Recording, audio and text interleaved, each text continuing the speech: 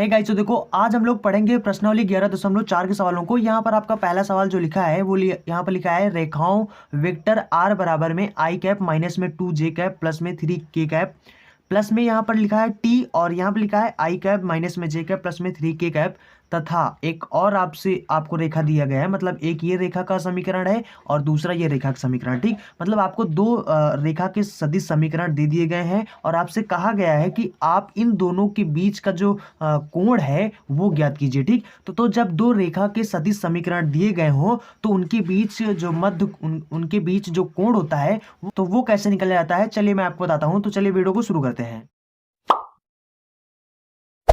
Hey there.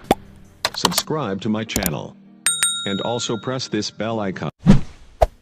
देखो, सबसे पहले आपको बता दूं कि अगर आपने इसके पहले वाले वीडियो को नहीं देखे हैं तो लिंक डिस्क्रिप्शन बॉक्स में है, वहां से जाकर आप वीडियो को देख सकते हैं। तो देखो, इसके पहले मैंने आपको बताया था कि जैसे कि अगर मान लो यहाँ पर ऐसे कोई बिंदु है और इससे एक रेखा जा रही है। ठीक, और इसी के सामने यहाँ पर आप मान लो वेक्टर वी, ये एक रेखा है। ठीक, मान लो यहाँ पर ये एक सदिश है और मान लो कि ये वेक्टर वी है। ठीक, और ये बिंदु मान लो वेक्टर ए है। ठीक, तो आप मान लो कि यहाँ पर ये वेक्टर वी है और यानी कि इस वेक्टर वी के समांतर इस पॉइंट से मतलब आपका यहाँ पर जो पॉइंट है ना वेक्टर ए, इससे होकर ये रेखा जो जा रही है, अगर आपसे इस रेखा का समीकरण पूछा जाए या इसका मतलब सदिश समीकरण क्या है, तो इसका मैंने सूत्र आपको बताया था कि वेक्टर आर बराबर में वेक्टर ए प्लस में टी वेक्टर वी, ये होता है इस रेखा का समीकरण। ठीक, तो आई होप आपको ये सब पता होगा, क्योंकि अगर आपने इसके पहले वाले वीडियो को देखे होंगे तो आपको ये सब पता होगा। ठीक, तो अब देखो यहाँ पर क्या करना है आपको। देखो, इसी तरीके से मतलब कि यही जो समीकरण है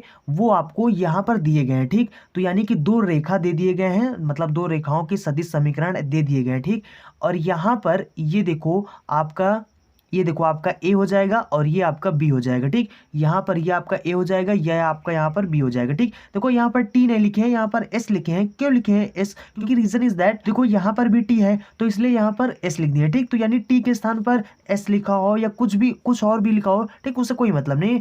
और यहाँ पर क्या करना है आपको, ये ए का वैल्यू है, ये बी का वैल्यू है, ये ए का वैल्यू, ये बी का वैल्यू। ठीक, तो अब आपको यहाँ पर करना क्या है, देखो इसको आप B1 मान लीजिए, इसको आप V2 मान लीजिए। ठीक, तो यानी कि दो सदिश रेखा जब दिए गए हो तो उनके बीच का कोण निकालने के लिए जो सूत्र होता है वो ये होता है cos थीटा बराबर में B1 डॉट में V2 और बटे में मॉड ऑफ वेक्टर V1 और यहाँ पर ये भी वेक्टर में। ठीक, तो और यहाँ पर डॉट में मॉड ऑफ वेक्टर V2। ठीक, ये होता है मतलब कि आपका सूत्र होता है। ठीक, यानी कि दो अगर रेखा दिए गए हों उनके बीच का कोण। ठीक, यहाँ पर देखो आपको B1 और V2 कहाँ से मिलेगा, ये आपका B1 हो जाएगा और ये आपका B2 हो जाएगा। ठीक, समझ रहे हो ना। देखो अगर यहाँ से हम लोग तुलना करें, देखो सेम यही आपका जो समीकरण है वो ये समीकरण है। ठीक, सिर्फ ए के स्थान पर बी के स्थान पर सिर्फ चेंज किए हैं, बाकी वही है। ठीक, तो अब देखो अगर हम लोग यहाँ से तुलना करें तो आपका ये B1 हो जाएगा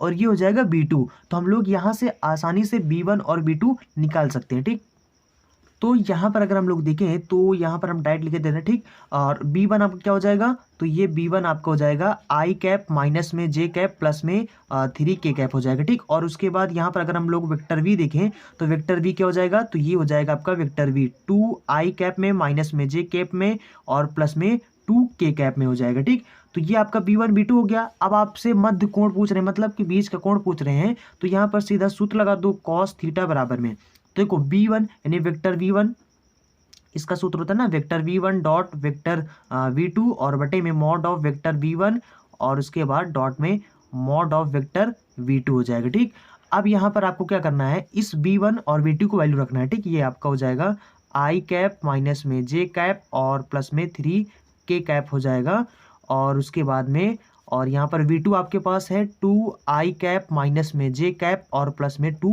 के कैप हो जाएगा। ठीक, और बटे में यहाँ पर क्या हो जाएगा मॉड ऑफ, देखो मॉड ऑफ जैसे कि मान लो यहाँ पर आपका B दिया हो। ठीक, अगर आपको इसका मॉड ऑफ निकालना है तो यहाँ पर कैसे होगा, मॉड ऑफ वेक्टर V1 क्या हो जाएगा, तो यहाँ पर सबसे पहले आपको अंडर रूट लगाना है। अंडर रूट लगाने के बाद आई कैप का जो गुणांक है यहाँ पर उसको आपको लिखना है। जैसे आई कैप का गुणांक यहाँ पर कितना है, 1 है, जब कुछ भी ना हो तो उसको 1 मान लो। ठीक, तो 1 है, इसका स्क्वायर कर दो, फिर उसके बाद प्लस का चिन्ह बना दो। ठीक, उसके बाद फिर जे कैप का गुणांक देखो कितना है, -1 है, तो इसका भी स्क्वायर कर दो और इसको भी जोड़ दो, ठीक। और उसके बाद के कैप का गुणांक जो है उसका स्क्वायर कर दो, उसको भी जोड़ दो, ठीक। तो ये होता है आपका मॉड ऑफ निकालने का तरीका, ठीक। तो यहाँ पर क्या हो जाएगा, मॉड ऑफ अगर b1 निकालें तो ये हो जाएगा 1 का स्क्वायर प्लस में -1 का स्क्वायर और उसके बाद प्लस में 3 का स्क्वायर हो जाएगा, ठीक। इसी तरीके से हम लोग मॉड ऑफ वेक्टर v निकालेंगे, ठीक, v2 निकालेंगे। तो v2 में कितना हो जाएगा,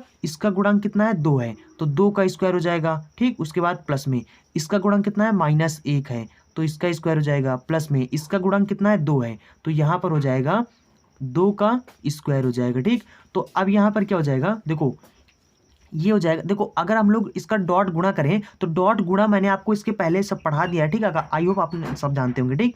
तो अब क्या करना है आपको, इसको इससे जब गुणा करेंगे तो देखो इसका जो गुणांक है कितना है, 1 है, इसका गुणांक कितना है, 2 है, तो इसके गुणांक के इसके गुणांक से गुणा करेंगे तो कितना हो जाएगा, यानी कि 2 एक नम 2 हो जाएगा और उसके बाद आई कैप और यहाँ पर डॉट आई कैप हो जाएगा। तो आई कैप डॉट आई कैप का जो वैल्यू होता है वो 1 होता है, तो इसके स्थान पर 1 हो जाएगा, यानी 2 एक नम 2 हो जाएगा, ठीक। तो यानी कि अब यहाँ पर हम लोग इसको इससे गुणा करेंगे तो इसके आगे 1 है, इसके भी आगे 1 है, तो माइनस माइनस क्या हो जाएगा, प्लस हो जाएगा, ठीक।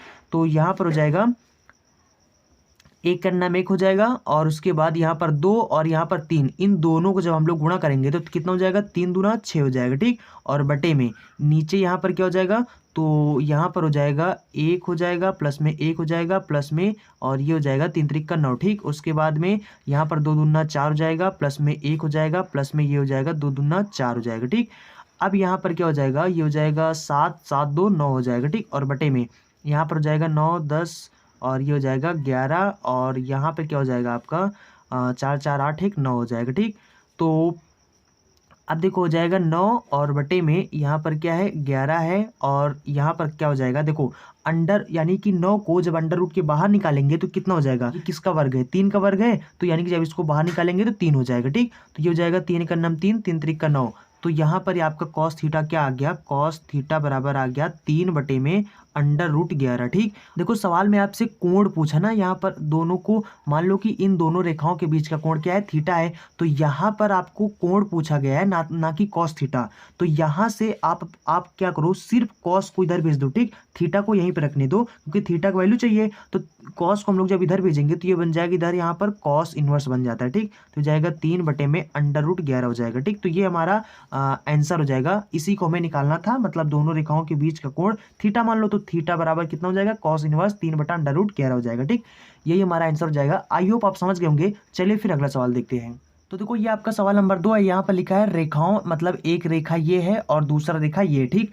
तो कहते हैं इन दोनों के बीच का कोण, इसमें भी वही चीज निकालना है, ठीक। तो इसमें भी हम लोग क्या करेंगे, सिंपल सा वेक्टर आर बराबर कितना दिया हुआ है, ये दिया हुआ है 3 आई कैप प्लस में टी और उसके बाद 2 आई कैप और माइनस में जे कैप प्लस में के कैप, ठीक। तो अब यहाँ पर इसको हम लोग कैसे लिख सकते हैं, वेक्टर आर बराबर में a1 प्लस में टी और ये हो जाएगा वेक्टर v1, ठीक। तो अगर हम लोग यहाँ से तुलना कर लें तो यहाँ पर b1 का वैल्यू यही हो जाएगा, ठीक। तो यहाँ से b1 हमारा कितना हो जाएगा, यानी वेक्टर v1 कितना हो जाएगा, ये हो जाएगा 2 आई कैप माइनस में जे कैप प्लस में के कैप हो जाएगा, ठीक। यहाँ पर लिख दो रेखा का, ठीक। तो और उसके बाद दूसरी रेखा यहाँ पर क्या लिखा गया है, तो दूसरी रेखा यहाँ पर है 4 और जे कैप है और प्लस में एस यहाँ पर है आई कैप प्लस में 2 जे कैप और प्लस में के कैप, ठीक। ये है। अब यहाँ पर क्या है, इसको हम लोग ऐसे लिख सकते हैं, वेक्टर आर बराबर में a2 और प्लस में और ये s है और उसके बाद वेक्टर v2, ठीक। यहाँ से अगर हम लोग इसको तुलना कर लें तो यहाँ पर मतलब कि वेक्टर v2 की वैल्यू क्या हो जाएगा, तो यहाँ पर हो जाएगा आई कैप प्लस में 2 जे कैप हो जाएगा और प्लस में के कैप हो जाएगा, ठीक। तो यहाँ पर आपको b1 और b2 की वैल्यू चाहिए, आपको मिल गया। अब यहाँ पर आप सूत्र में रख दीजिए, ठीक। यहाँ पर होता है कॉस थीटा बराबर में b1 और डॉट में वेक्टर v2 होता है, ठीक। और बटे में मॉड ऑफ वेक्टर v1 और उसके बाद में मॉड ऑफ वेक्टर v2 होता है, ठीक। तो यहाँ पर क्या हो जाएगा, तो आपके पास b1 2 आई कैप माइनस में जे कैप प्लस में के कैप है और उसके बाद में यहाँ पर v2 आपके पास है आई कैप प्लस में 2 जे कैप और उसके बाद प्लस में के कैप, ठीक। उसके बाद बटे में यहाँ पर क्या हो जाएगा, मॉड ऑफ वेक्टर v1 जब निकालेंगे तो ये हो जाएगा अंडर रूट 1 का स्क्वायर प्लस में ये इसमें देखें 2 का स्क्वायर, ठीक। तो इसको लिखो दो 2 का स्क्वायर और उसके बाद इसका गुणांक कितना है -1, तो -1 का स्क्वायर प्लस में 1 का स्क्वायर, ठीक। उसके बाद इसका हम लोग मॉड ऑफ वेक्टर v2 निकालेंगे तो कितना हो जाएगा 1 का स्क्वायर और प्लस में 2 का स्क्वायर और प्लस में हो जाएगा 1 का स्क्वायर, ठीक। तो ये हो जाएगा। अब यहाँ पर क्या हो जाएगा, इन दोनों को जब गुणा करेंगे तो 2 एकन्नम कितना हो जाएगा 2 हो जाएगा और प्लस में यहाँ पर इसमें गुणा करेंगे तो 2 एकन्नम 2 हो जाएगा, लेकिन माइनस का चिन्ह लगाए तो माइनस हो जाएगा। और उसके बाद में 1 कन्नम कितना हो जाएगा 1 हो जाएगा और बटे में नीचे कितना हो जाएगा, ये हो जाएगा 1, 2 दूना कितना हो जाएगा 4 प्लस में 1 हो जाएगा और उसके बाद में यहाँ पर हो जाएगा 2 दूना 4 प्लस में 1 हो जाएगा, ठीक। तो ये 2 से 2 कैंसिल हो जाएगा तो 1 बटे में यहाँ पर हो जाएगा 4 2 6 4 2 6 हो जाएगा, ठीक। तो जब हम लोग अंडर रूट 6 गुणे अंडर रूट 6 करेंगे तो कितना हो जाएगा 1/6 हो जाएगा, ठीक। तो अब यहाँ पर देखो क्या हो जाएगा, जब हम लोग यहाँ से थीटा निकालेंगे तो ये आपका क्या हो जाएगा कॉस थीटा का वैल्यू हो जाएगा। तो जब हम लोग यहाँ पर थीटा निकालेंगे तो कॉस को इधर भेज देंगे तो ये हो जाएगा इधर कॉस इनवर्स और इधर क्या है 1/6 है तो ये हो जाएगा 1/6 हो जाएगा, ठीक। तो ये हमारा आंसर हो जाएगा, मतलब इन दोनों के बीच का कोण हो जाएगा, ठीक। आई होप आप समझ गए होंगे। चलिए फिर अगला सवाल देखते हैं।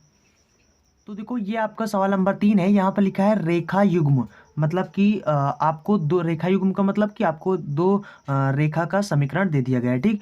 तो अब यहाँ पर आपसे इसमें भी पूछा गया है कि के बीच का कोण ज्ञात कीजिए, मतलब इन दोनों के बीच का जो कोण है वो ज्ञात करना है, ठीक। तो यहाँ पर देखो टी के बाद जो मिलता है ब्रैकेट के अंदर वो आपका बी होता है। तो यहाँ पर बाकी ए नहीं दिए गए हैं, ठीक, नहीं दिए हैं तो हमसे क्या मतलब, हमें बी चाहिए, ठीक, हमसे बी से मतलब है। तो यहाँ पर क्या हो जाएगा, तो इस रेखा में अगर हम लोग देखें तो हमारा b1 जो हो जाएगा यानी वेक्टर b1 हो जाएगा वो जाएगा i कैप प्लस में 2j कैप और क्या है प्लस में 2k कैप हो जाएगा, ठीक। और यहाँ पर देखो ये आपका a हो जाएगा और ये हो जाएगा s के बाद ये आपका b हो जाएगा, ठीक। तो ये आपका b2 हो जाएगा। तो यहाँ पर वेक्टर b2 आपका कितना हो जाएगा, तो ये दिया हुआ है √3 - 1 और ये i कैप है और उसके बाद माइनस में √3 प्लस में 1j कैप हो गया और प्लस में 4k कैप, ठीक। तो अब यहाँ से हम लोग cos थीटा निकालें तो cos थीटा बराबर में b1 डॉट b2 होता है तो इन दोनों को डॉट गुणा कर दो, ठीक। तो यहाँ पर हो जाएगा i कैप प्लस में j कैप प्लस में 2k कैप हो जाएगा और डॉट में ये हो जाएगा √3 - 1 i कैप हो जाएगा और माइनस में √3 प्लस में 1 और ये हो जाएगा हमारा j कैप हो जाएगा और प्लस में 4k कैप हो जाएगा, ठीक। तो और बटे में मॉड ऑफ इनका निकाल लो, ठीक। तो मॉड ऑफ कितना हो जाएगा 1 प्लस में 1 का स्क्वायर, मतलब इनका स्क्वायर करोगे तो एक ही हो जाएगा, ठीक। तो और इसके कितना हो जाएगा 2 का स्क्वायर, ठीक। उसके बाद यहाँ पर क्या हो जाएगा √3 - 1 का स्क्वायर और प्लस में √3 प्लस में 1 का स्क्वायर हो जाएगा और प्लस में 4 का स्क्वायर हो जाएगा, ठीक। तो देखो यहाँ पर जब हम लोग इसका गुणा इसके साथ करेंगे तो एक से जब गुणा करेंगे तो कितना हो जाएगा, ये हो जाएगा cos थीटा बराबर में जब इसको एक से गुणा करेंगे तो इतना ही हो जाएगा, ठीक। एक से गुणा करने पर यही हो जाएगा और उसके बाद में इसको हम लोग जब इसके साथ गुणा करेंगे, देखो आगे माइनस लगा है ना तो माइनस हो जाएगा, तो माइनस में √3 हो जाएगा और उसके बाद प्लस में 1 हो जाएगा, ठीक। और उसके बाद में जब हम लोग इसको इससे गुणा करेंगे तो कितना 4 दूना कितना हो जाएगा, ये 8 हो जाएगा, ठीक। तो प्लस में 8 हो जाएगा और बटे में नीचे कितना हो जाएगा, तो नीचे हो जाएगा आपका 1 का स्क्वायर 1 ही होगा और ये कितना हो जाएगा 2 दूना 4 हो जाएगा, ठीक। और उसके बाद दूसरे अंडर रूट में आपका हो जाएगा, देखो यहाँ पर आपका इसको a मान लो इसको b मान लो, ठीक। तो a - b का होल स्क्वायर क्या होता है a² + b² - 2ab होता है, ठीक।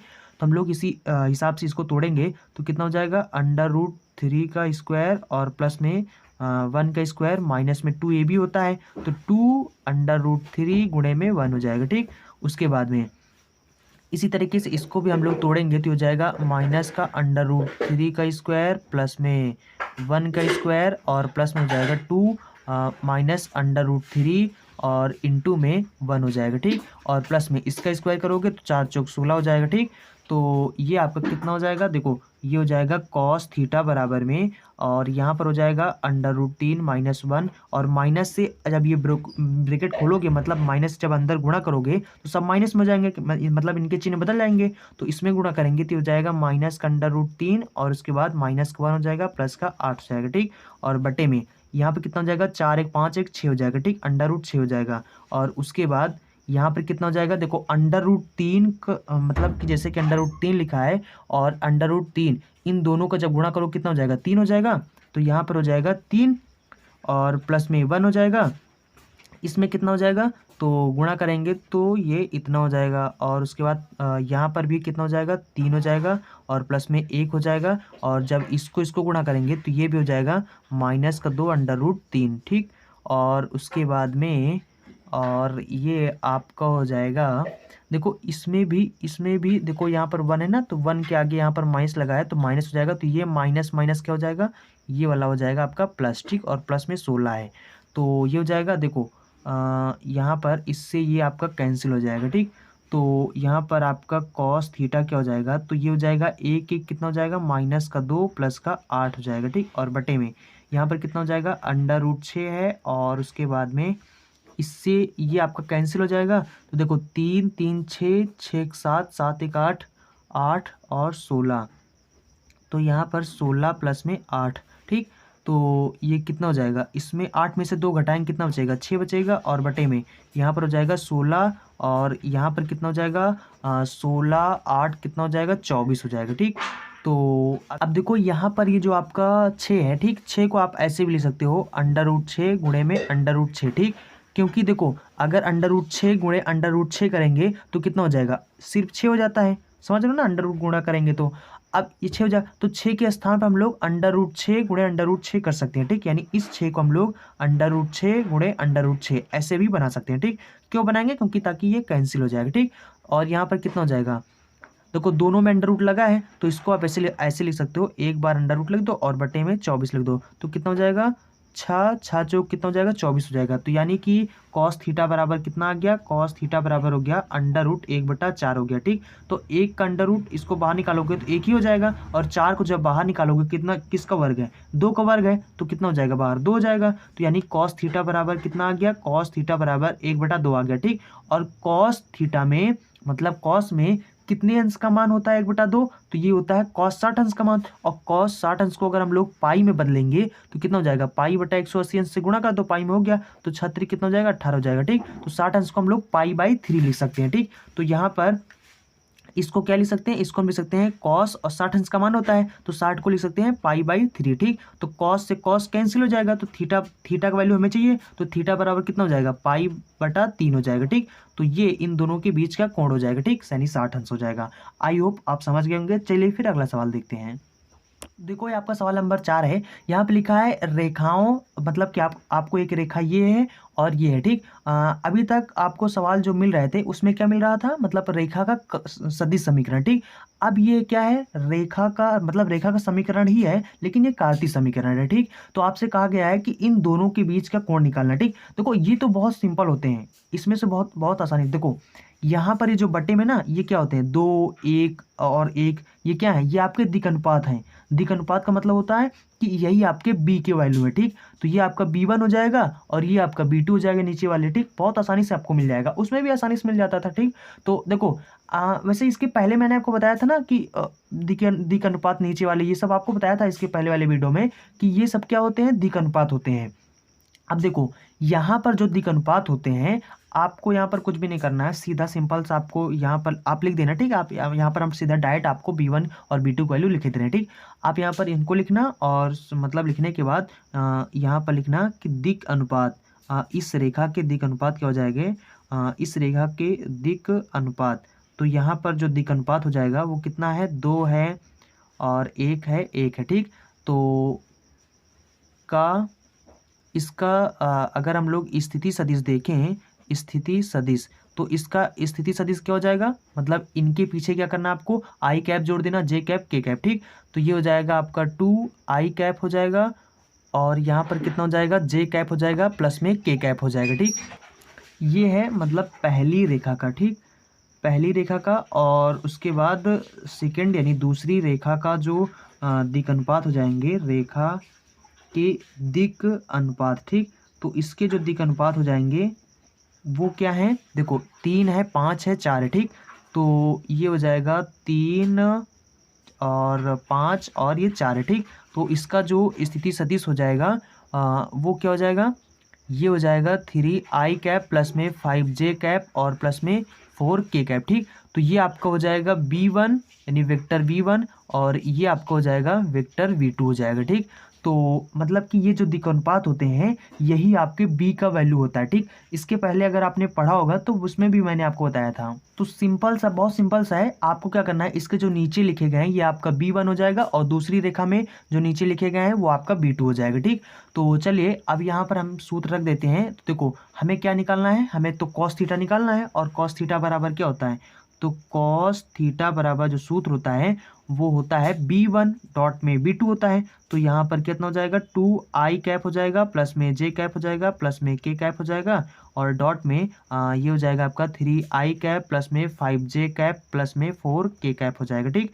और उसके बाद बटे में यहाँ पर क्या हो जाएगा आपका मॉड ऑफ b1 निकालना है। तो b1 कितना हो जाएगा, 2 का स्क्वायर और प्लस में 1 का स्क्वायर प्लस में 1 का स्क्वायर हो जाएगा, ठीक। और दूसरे ब्रैकेट में हो जाएगा मॉड ऑफ वेक्टर v2 जब निकालेंगे तो हो जाएगा 3 का स्क्वायर प्लस में 5 का स्क्वायर प्लस में 4 का स्क्वायर हो जाएगा, ठीक।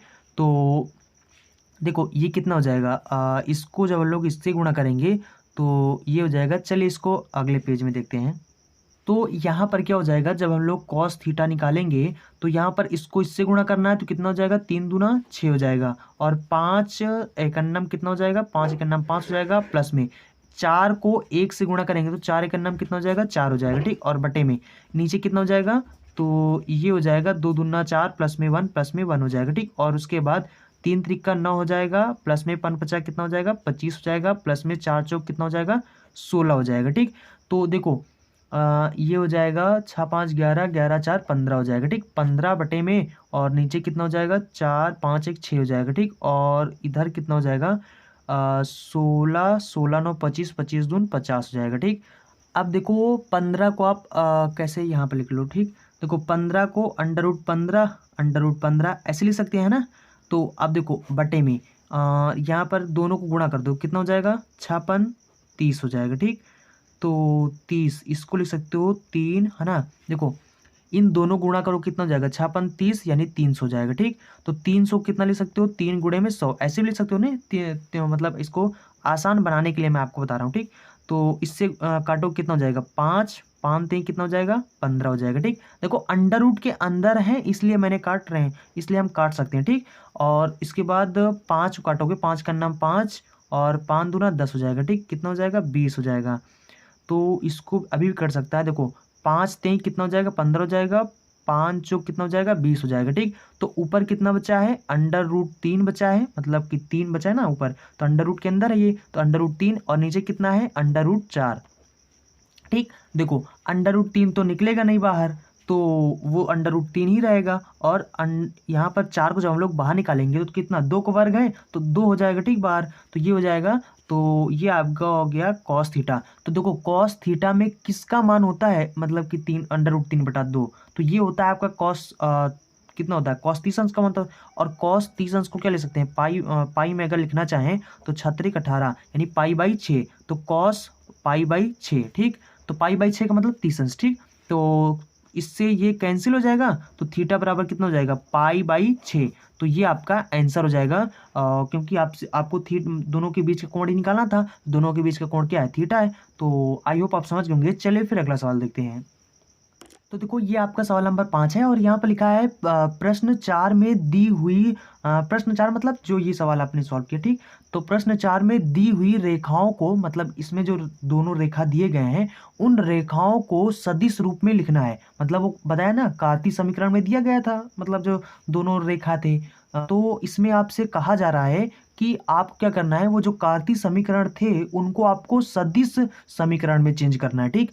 तो यानी कि बदल देना है। और और उनके बीच का कोण निकालना है। तो देखो उन दोनों रेखाओं के बीच का कोण निकालना, देखो सदिश रूप में आपको निकाल कर बता दे रहा हूँ। बाकी उनके बीच का कोण कैसे निकालना है वो आपने मतलब कि ये वाला सवाल पढ़ ही लिया है। इसमें क्या है, उन दोनों के बीच का कोण निकालना था, तो बीच का कोण आपको निकाल कर मैंने बता दिया। तो यहाँ पर हम नहीं बताएंगे, आप कर लेना, ठीक। तो उनके बीच मतलब इनको सदिश रूप में कैसे बदलना है, चलिए इसको मैं आपको बता देता हूँ, ठीक। देखो ये आपके दोनों मतलब कि समीकरण थे, ठीक। पहला रेखा का कार्तीय समीकरण ये है और दूसरी रेखा का कार्तीय समीकरण ये है, और ये मैंने देखा कहाँ से, ये सवाल नंबर 4 में है, ठीक। आपके लिखा है ये, ठीक। तो वही चीज़ मैंने आपको यहाँ पर लिख दिया, ठीक। अब देखो यहाँ पर क्या है, आपको मैंने बताया था इसके पहले, अगर आपने देखा होगा तो बहुत अच्छी बात है, अगर आपने नहीं देखा होगा तो कोई बात नहीं, ठीक। तो देख लेना, ठीक। तो अब यहाँ पर देखो क्या है, यक्स के बाद आपका माइनस होना चाहिए, ठीक। देखो जब आपको सदिश रूप में चेंज करना है, यानी इसका सदिश इस रेखा का कार्तीय समीकरण अगर लिखा है और अगर आपको उसको सदिश समीकरण में चेंज करना है, तो चेंज करने के लिए बहुत सिंपल सा तरीका है।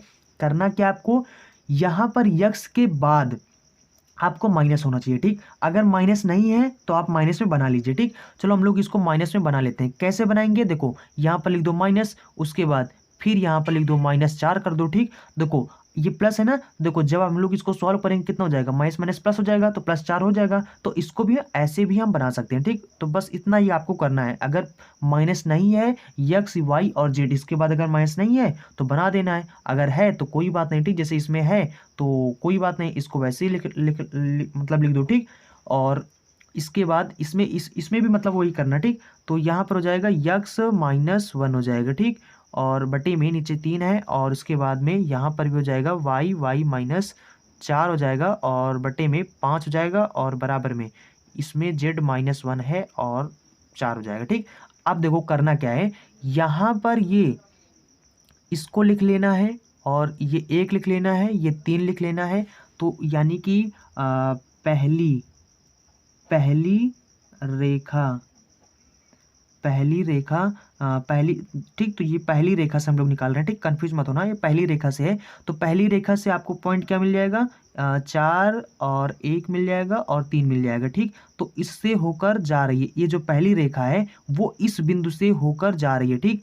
आपको मतलब कि अगर रेखा में किस बिंदु से होकर जा रही है, अगर कार्तीय समीकरण दिया गया है, आपको पता करना है कि किस बिंदु से होकर जा रही है, तो वो ये जो यहाँ पर लिखे होते हैं ना, यही होते हैं, मतलब इन्हीं बिंदुओं से होकर जा रहा है, ठीक। ये रेखा, और यहाँ पर हमें यहाँ पर ये दिए गए हैं, आपके क्या दिए गए हैं, दिक् अनुपात दिए गए हैं। तो यहाँ पर इसके जो दिक् अनुपात हैं, नीचे जो बटे में जो नीचे दिए गए होते हैं वो क्या होते हैं, दिक् अनुपात होते हैं। तो दिक् अनुपात कितना है, 2 है, 1 1 है, ठीक। तो 2 1 1 है, ठीक। तो ये हो जाएगा दिक् अनुपात, और दिक् अनुपात का मतलब होता है इससे इसके समांतर है, ठीक। जो दिक् अनुपात होते हैं, चाहे उनको दिक् अनुपात बोलो या फिर बोल दो कि इस बिंदु के समांतर है।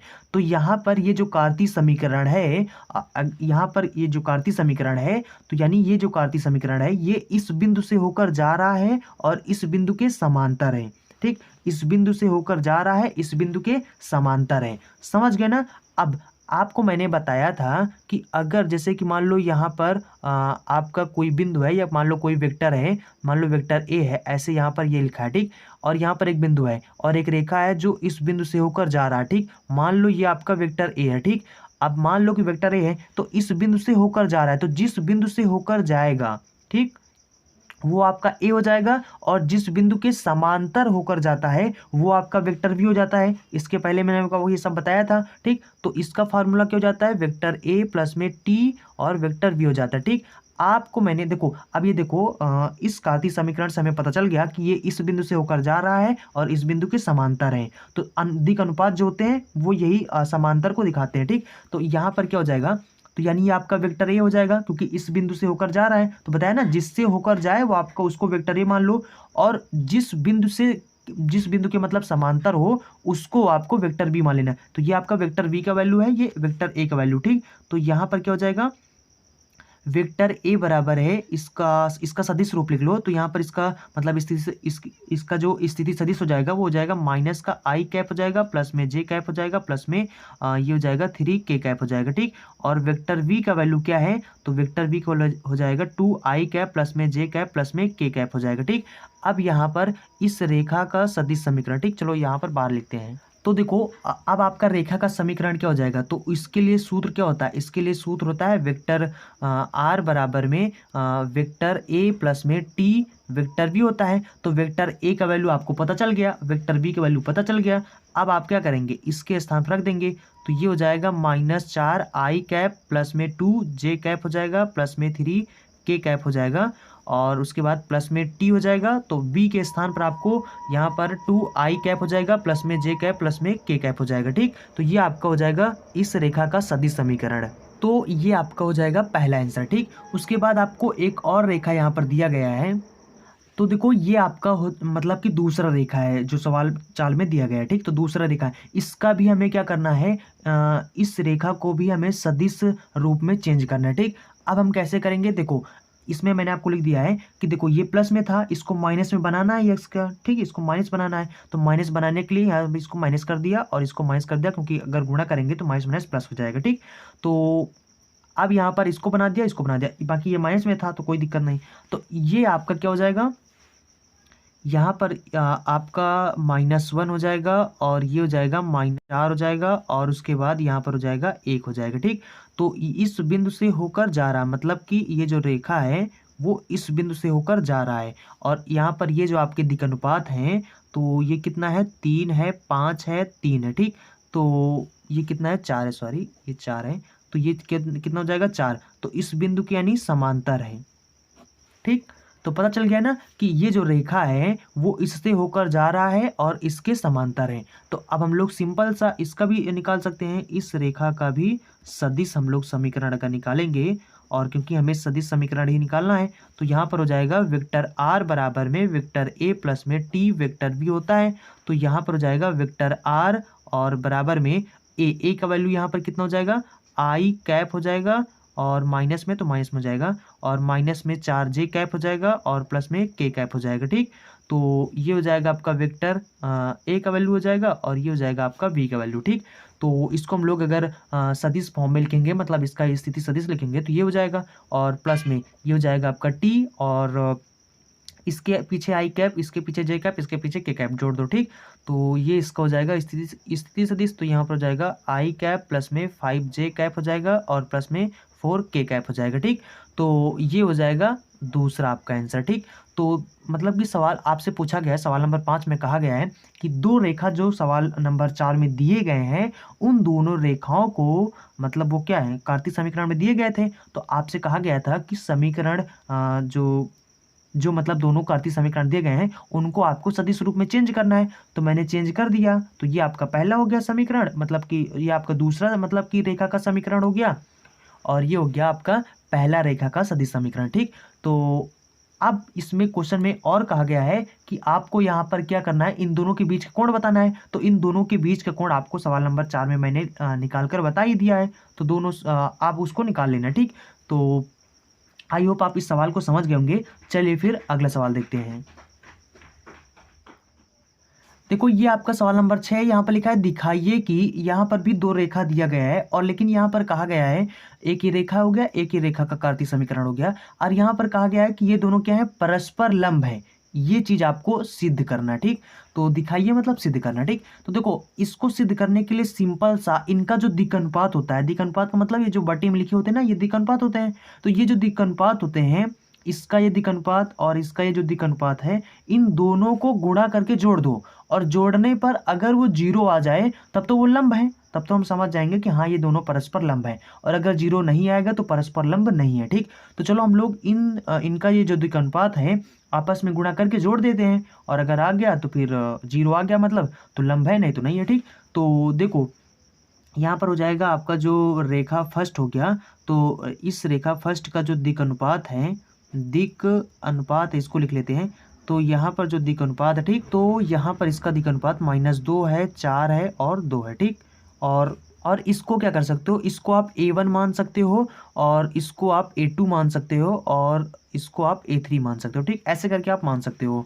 और उसके बाद यहाँ पर रेखा जो 2 है, जो आपका रेखा 2 है, इसका जो दिक् अनुपात है वो क्या है,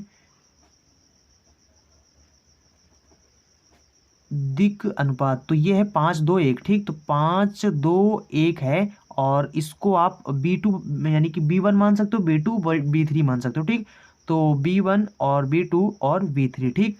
तो अगर देखो अगर ये लंब होने मतलब लंब होने का प्रतिबंध क्या होता है, अगर लंब है तो, ठीक। तो अगर ये लंब है तो यहाँ पर क्या हो जाएगा, इनका मतलब गुणा क्या हो जाएगा, यानी कि हो जाएगा A1 B1 प्लस में A2 B2 प्लस में A3 B3। अगर हम लोग करेंगे, अगर ये 0 के बराबर आ गया तो फिर समझ लो सिद्ध हो जाएगा, ठीक। तो A1 के स्थान पर आपको क्या है, -2 है, ठीक। उसके बाद B1, तो B1 के स्थान कितना है, 5 है, और प्लस में यानी कि A2 मतलब इसको और इसको गुणा कर दो फिर, ठीक। तो A2 मतलब B2 यही है, ठीक। तो ये हो जाएगा 4 और गुणे में कितना है, 2 है, और प्लस में इसी तरीके से 2 गुणे 1 करेंगे तो यानी 2 गुणे 1 कर देंगे, ठीक। तो और यहाँ पर अगर हम लोग देखें तो कितना हो जाएगा, -5 दूना कितना हो जाएगा, 10 हो जाएगा, ठीक। उसके बाद प्लस में ये कितना हो जाएगा, 4 दूना 8 हो जाएगा, ठीक। उसके बाद 2 एक अन्नम 2 हो जाएगा, ठीक। तो इन दोनों जोड़ेंगे कितना हो जाएगा, 8 2 10 हो जाएगा। तो देखो ये हो जाएगा, दोनों 10 मतलब 10 हो जाएंगे। तो अब यहाँ पर देखो ये माइनस में ये प्लस में है तो दोनों कट जाएंगे यानी 0 हो जाएगा, ठीक। तो 0 हो गया तो यानी आपका सिद्ध हो जाएगा, यानी कि ये अतः आप बोल सकते हैं कि जो दिए गए रेखा हैं दोनों क्या हैं, लंब हैं। तो आई होप आप समझ गए होंगे। चलिए फिर अगला सवाल देखते हैं। तो देखो ये आपका सवाल नंबर 7 है। यहाँ पर लिखा है यदि सरल रेखा एक ये है और ये है, ये दोनों परस्पर हैं मतलब परस्पर लंब हैं, तो आपको के का मान ज्ञात करना है, ठीक। तो ये नीचे वाले क्या हैं, ये आपके दिक्अनुपात हैं और मतलब दिक्अनुपात है, और ये भी दिक्अनुपात है। तो देखो सबसे पहले आपको ध्यान में रखना है कि कैसे होना चाहिए। हमेशा आपको याद रखना है कि आपका जो कार्तीय समीकरण है वो इस तरीके से होना चाहिए, यानी यक्स माइनस x1 के स्थान पर जैसे 4 हो 5 हो जो भी हो, ठीक, ऐसे लिखा रहेगा, और बटे में a ऐसे हो, मतलब इस शकल को आपको दिखा देते हैं, y1 और बटे में b और बराबर में आपका z माइनस Z1 बटे में c हो जाएगा, ठीक। तो इस रूप में हमेशा होना चाहिए, यानी यक्स का गुणांक कुछ नहीं होना चाहिए, और यहाँ पर y के गुणांक कुछ नहीं होना चाहिए, और यहाँ पर z का गुणांक कुछ नहीं होना चाहिए, और दूसरी शर्त कि इसके बाद माइनस होना चाहिए, इसके बाद भी माइनस होना चाहिए, इसके बाद भी माइनस होना चाहिए, ठीक है ना। बस इतनी इन दोनों शर्त को आपको मानना है, ठीक। क्या करना है, इसके आगे कुछ नहीं होना चाहिए और इसके बाद माइनस होना चाहिए, ठीक। तो अगर ऐसा हो मतलब कि इस प्रकार से होता है आपका कार्तीय समीकरण। तो आप अगर ऐसा नहीं है तो आपको ऐसा बना देना है, ठीक। जैसे कि इसके पहले अगर माइनस नहीं था तो हम लोग माइनस बना रहे थे। इस बार अगर ये मतलब इसके आगे माइनस मतलब अगर लगा है तो इसको प्लस में करना है, यानी यक्स और वाई जेड ये सब क्या है, देखो प्लस में है ना, तो प्लस में ही होना। जैसे यहाँ पर क्या है, माइनस में है तो माइनस हम लोगों को कामा लेना है, ठीक। तो अब यहाँ पर देखो आपका जो यानी कि पहला रेखा हो जाएगा, आपका जो रेखा फर्स्ट हो जाएगा वो क्या हो जाएगा, तो वो आपको देखो इसमें आपको क्या करना है, माइनस कामा लेना है या माइनस से गुणा करना है। तो ये जब माइनस कामा ले लेंगे तो यहाँ पर क्या हो जाएगा, ये माइनस में हो जाएगा, और मतलब कि ये क्या हो जाएगा, माइनस कामा ले लेंगे तो ये प्लस हो जाएगा, ये माइनस में हो जाएगा, ठीक।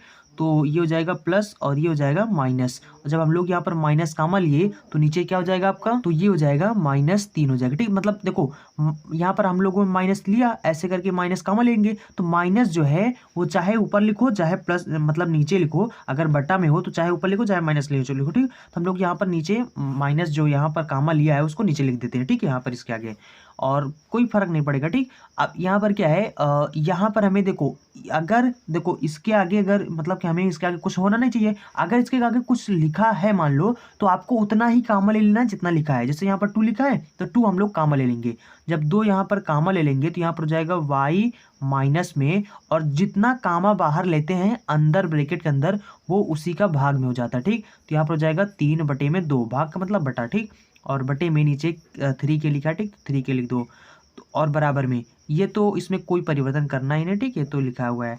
अब यहाँ पर क्या है, इसके पहले भी इसी तरीके से एक सवाल आया था, मैंने आपको बताया था मतलब कि इसके पहले वाले वीडियो में, तो ये क्या हो जाएगा, ये इसका बटे में हो जाएगा, ठीक। जैसे कि होता नहीं कि 2/3 हो, और मान लो कि ऐसे लिखा हो, मान लो बटा 3 हो, ठीक। तो ये क्या हो जाता है, नीचे वाला जो होता है पलट जाता है, तो नीचे वाला ऊपर हो जाता है, मतलब अगर बटा के नीचे बटा हो तो सबसे नीचे वाला सबसे ऊपर हो जाता है।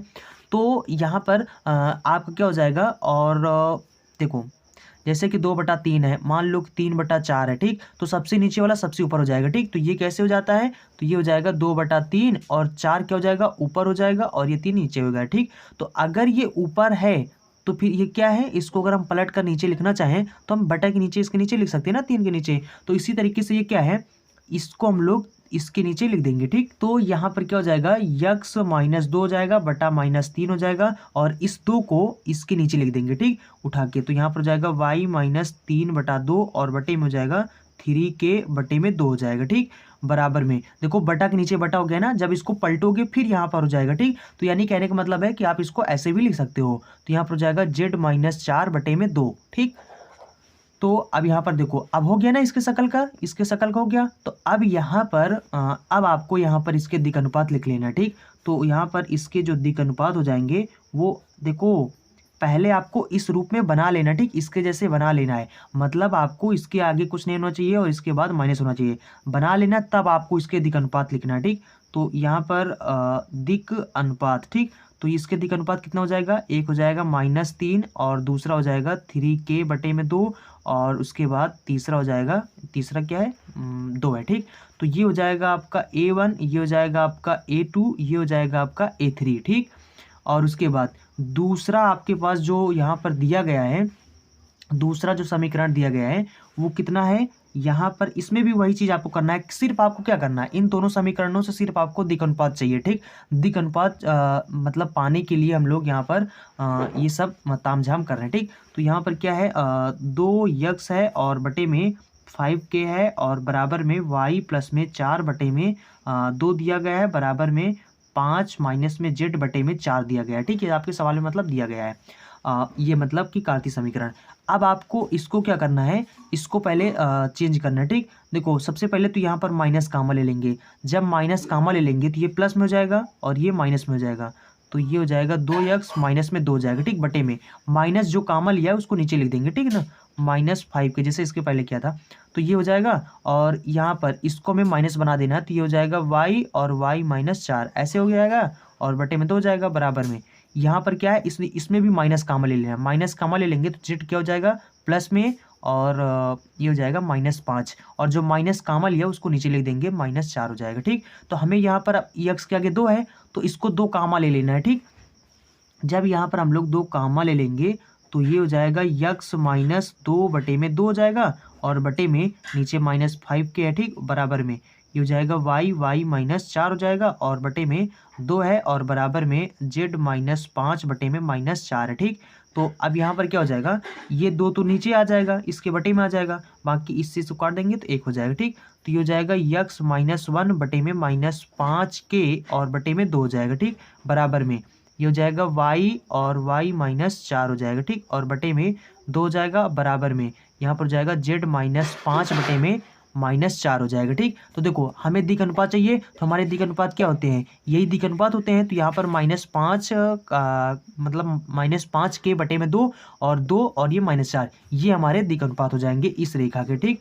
तो यहाँ पर क्या हो जाएगा, दिक् अनुपात, ठीक। तो इसका दिक् अनुपात जो हो जाएगा वो क्या हो जाएगा हमारा, -5 के बटे में 2 और उसके बाद में 2 कामा -4 ये हो जाएगा। तो देखो एक दिक् अनुपात ये हो गया और दूसरा ये हो गया, ठीक। हमें बस यही दिक् अनुपात चाहिए था, तो ये हो जाएगा B1 और B2 B3 हो जाएगा, ठीक। तो देखो यहाँ पर मैंने लिख दिया है रेखा 1 का जो दिक् अनुपात है वो ये है और ये आप क्या हो जाएगा, A1 हो जाएगा, A2 हो जाएगा, A3 हो जाएगा, ठीक। और रेखा 2 यानी कि जो दूसरा रेखा था उसके दिक् अनुपात ये है, ठीक। तो ये हो जाएगा आपका B1, इसको B2 मान लो, इसको B3 मान लो, ठीक। तो अगर ये रेखाएं परस्पर लंब है तो यहाँ पर क्या हो जाएगा, A1 A2 और प्लस में B1 B2 प्लस में C1 C2 बराबर 0 होना चाहिए, ठीक। मतलब इनका आपस में गुणा करके जोड़ दो और वो कितना होना चाहिए, 0 होना चाहिए, ठीक। तो ये कंडीशन होता है परस्पर होने का। तो यहाँ पर कितना हो जाएगा, देखो A1 के स्थान में -3 है तो -3 रख दो और इंटू में A2 तो ये हो जाएगा आपका मतलब B1 हो जाएगा और ये हो जाएगा आपका A2 हो जाएगा और ये आपका हो जाएगा A3, ठीक। और ये हो जाएगा आपका V3। तो देखो इसको मतलब गुणा करना है आपस में, तो यहाँ पर कितना हो जाएगा, ये हो जाएगा और उसके बाद -5 के बटे में 2 हो जाएगा, ठीक। उसके बाद प्लस में यहाँ पर ये हो जाएगा आपका 3 के बटे में 2 हो जाएगा, गुणे में आपका 2 हो जाएगा, ठीक। और उसके बाद प्लस में इसको और इसको गुणा करके जोड़ना है, तो ये हो जाएगा 2 गुणे -4 हो जाएगा, ठीक, बराबर 0 हो जाएगा। अब यहाँ पर कितना हो जाएगा, ये हो जाएगा माइनस माइनस प्लस, 5 3 15 के हो जाएगा और बटे में 2 हो जाएगा, ठीक। और उसके बाद यहाँ पर ये 2 से 2 कैंसिल हो जाएगा तो प्लस का 3 के हो जाएगा, ठीक। उसके बाद माइनस हो जाएगा, ठीक, माइनस 4 दूना कितना हो जाएगा, 8 हो जाएगा, बराबर 0 हो जाएगा। यहाँ पर हमें क्या के का वैल्यू निकालना, ठीक। तो इसको हम लोग यहाँ पर तिरिया गुणा कर देते, ठीक। तो इसको इससे गुणा करेंगे तो 15 के हो जाएगा और प्लस में इसको इससे गुणा करेंगे 3 दूना 6 हो जाएगा, ठीक, बटे में और 2 एकन्नम कितना हो जाएगा, 2 हो जाएगा। तो और ये क्या है, माइनस में 8 है तो इसको इधर भेज देंगे तो प्लस का 8 हो जाएगा, ठीक। और इसको तिरिया गुणा कर देंगे तो 15 और 6 कितना हो जाएगा, 21 के हो जाएगा और इसको गुणा कर देंगे तो 8 दूना कितना हो जाएगा, 16 हो जाएगा, ठीक। तो यहाँ पर के बराबर कितना हो जाएगा, 16 बटे में 21 हो जाएगा, ठीक। तो ये इस के का वैल्यू हो जाएगा। आई होप आप समझ गए होंगे, इसी के का वैल्यू आपको बताना था। तो चलिए फिर अगला सवाल देखते हैं। तो देखो यहाँ पर आपका सवाल नंबर 8 यहाँ पर लिखा है कि सिद्ध कीजिए कि रेखाएं, और एक ये रेखा आपको दे दिया गया है और दूसरा आपको ये रेखा दे दिया गया है, ठीक। थोड़ा इसको ऊट पटांग लिख दिए हैं, ठीक। तो इसको सही से आपको कर लेना है। और ये मतलब 2 रेखा दे दिए गए हैं और कहा गया है कि ये परस्पर लंब है और इसमें आपको सिद्ध करना है, ये चीज़ आपको सिद्ध करना है, ठीक। तो चलो पहले ये जो ऊट पटांग इसको लिख दिए ना, इसको चलो सही से कर देते हैं, ठीक। तो यक्स बराबर कितना दिया गया है, यक्स बराबर ये a1 और y और प्लस में b1 लिख दिया, ठीक। तो इस b1 को हम लोग इधर भेजेंगे तो ये आपको क्या है, यक्स, ठीक। तो जब हम लोग इसको इधर भेजेंगे तो ये कितना हो जाएगा, यक्स माइनस b1 हो जाएगा, बराबर में हो जाएगा a1 और y हो जाएगा, ठीक। अब देखो a1 यहाँ पर ये क्या है, गुणा में है ना, तो गुणा में है तो जब बराबर की इस पर इसको भेजेंगे क्या हो जाएगा, भाग में हो जाएगा। और भाग का मतलब क्या होता है, बटा होता है। तो यहाँ पर क्या हो जाएगा, यक्स माइनस b1 और बटे में a1 हो जाएगा और बराबर में y हो जाएगा, ठीक। तो यानी y बराबर में ये आ गया। और इसी तरीके से आपको एक और दे दिया गया है, यानी z बराबर में c1y प्लस में d1, ठीक। तो d1 को इधर भेजना है तो हो जाएगा z माइनस d1 और बराबर में c1y हो जाएगा। तो ये भी क्या है, गुणा में, इधर आ जाएगा भाग में, तो ये हो जाएगा z माइनस d1 और बटे में हो जाएगा आपका c1 बराबर में y हो जाएगा, ठीक। देखो ये भी y बराबर, ये भी y बराबर, तो हम लोग क्या कर देंगे, इसको इसके बराबर कर देंगे। यानी कि देखो ये भी y बराबर, ये भी y बराबर, तो इसको उठा के इसके बराबर लिख देंगे, ठीक। तो इसको भी उठा के यहाँ पे लिख देंगे तो हो जाएगा यक्स माइनस b1 और बटे में हो जाएगा a1 हो जाएगा, ठीक। क्यों, क्योंकि देखो ये भी y बराबर और ये भी y बराबर, ठीक। तो इसलिए हम इसको ऐसे लिख सकते हैं, ठीक। तो ये देखो इस तरीके से आपका हो जाएगा, ये आपका समीकरण फर्स्ट हो जाएगा, ठीक। मतलब कि पहले रेखा का समीकरण हो जाएगा। और दूसरी रेखा के समीकरण के लिए आपको ये कंडीशन मतलब सवाल में दे दी है, ठीक है ना। तो इसको हमें क्या करना है, इसको मतलब इसको भी इसी तरीके से बना लेना, ठीक। तो इसको इधर करेंगे तो कितना हो जाएगा, ये हो जाएगा देखो प्लस में ना, इधर आ जाएगा माइनस में, तो ये हो जाएगा b2 और बराबर में हो जाएगा a2y हो जाएगा। तो ये देखो गुणा में ना, इसको इधर भेज देंगे तो भाग में हो जाएगा, तो यक्स माइनस v2 बटे में हो जाएगा a2 हो जाएगा, ठीक, बराबर y हो जाएगा। और इसको हम लोग जब इधर करेंगे तो ये भी हो जाएगा z माइनस d2 हो जाएगा और ये हो जाएगा c2y। और इसको क्या गुणा में है, इसको इधर भेजेंगे भाग में हो जाएगा, तो ये हो जाएगा z माइनस d2 बटे में ये हो जाएगा c2 बराबर में y हो जाएगा, ठीक। अब क्या है, दोनों y के बराबर है तो इनको हम ऐसे भी लिख सकते हैं, यानी यक्स माइनस v2 और बटे में a2, ठीक। ये क्या है, y के बराबर है और ये भी y के बराबर है, तो इसको भी हम ऐसे लिख सकते हैं, ठीक। तो ये हो जाएगा हमारा, और इसके नीचे 1 मान सकते हो, तो ये हो गया। तो देखो ये आपका हो गया रेखा 2 का कार्तीय समीकरण और ये आपका रेखा 1 का कार्तीय समीकरण, ठीक।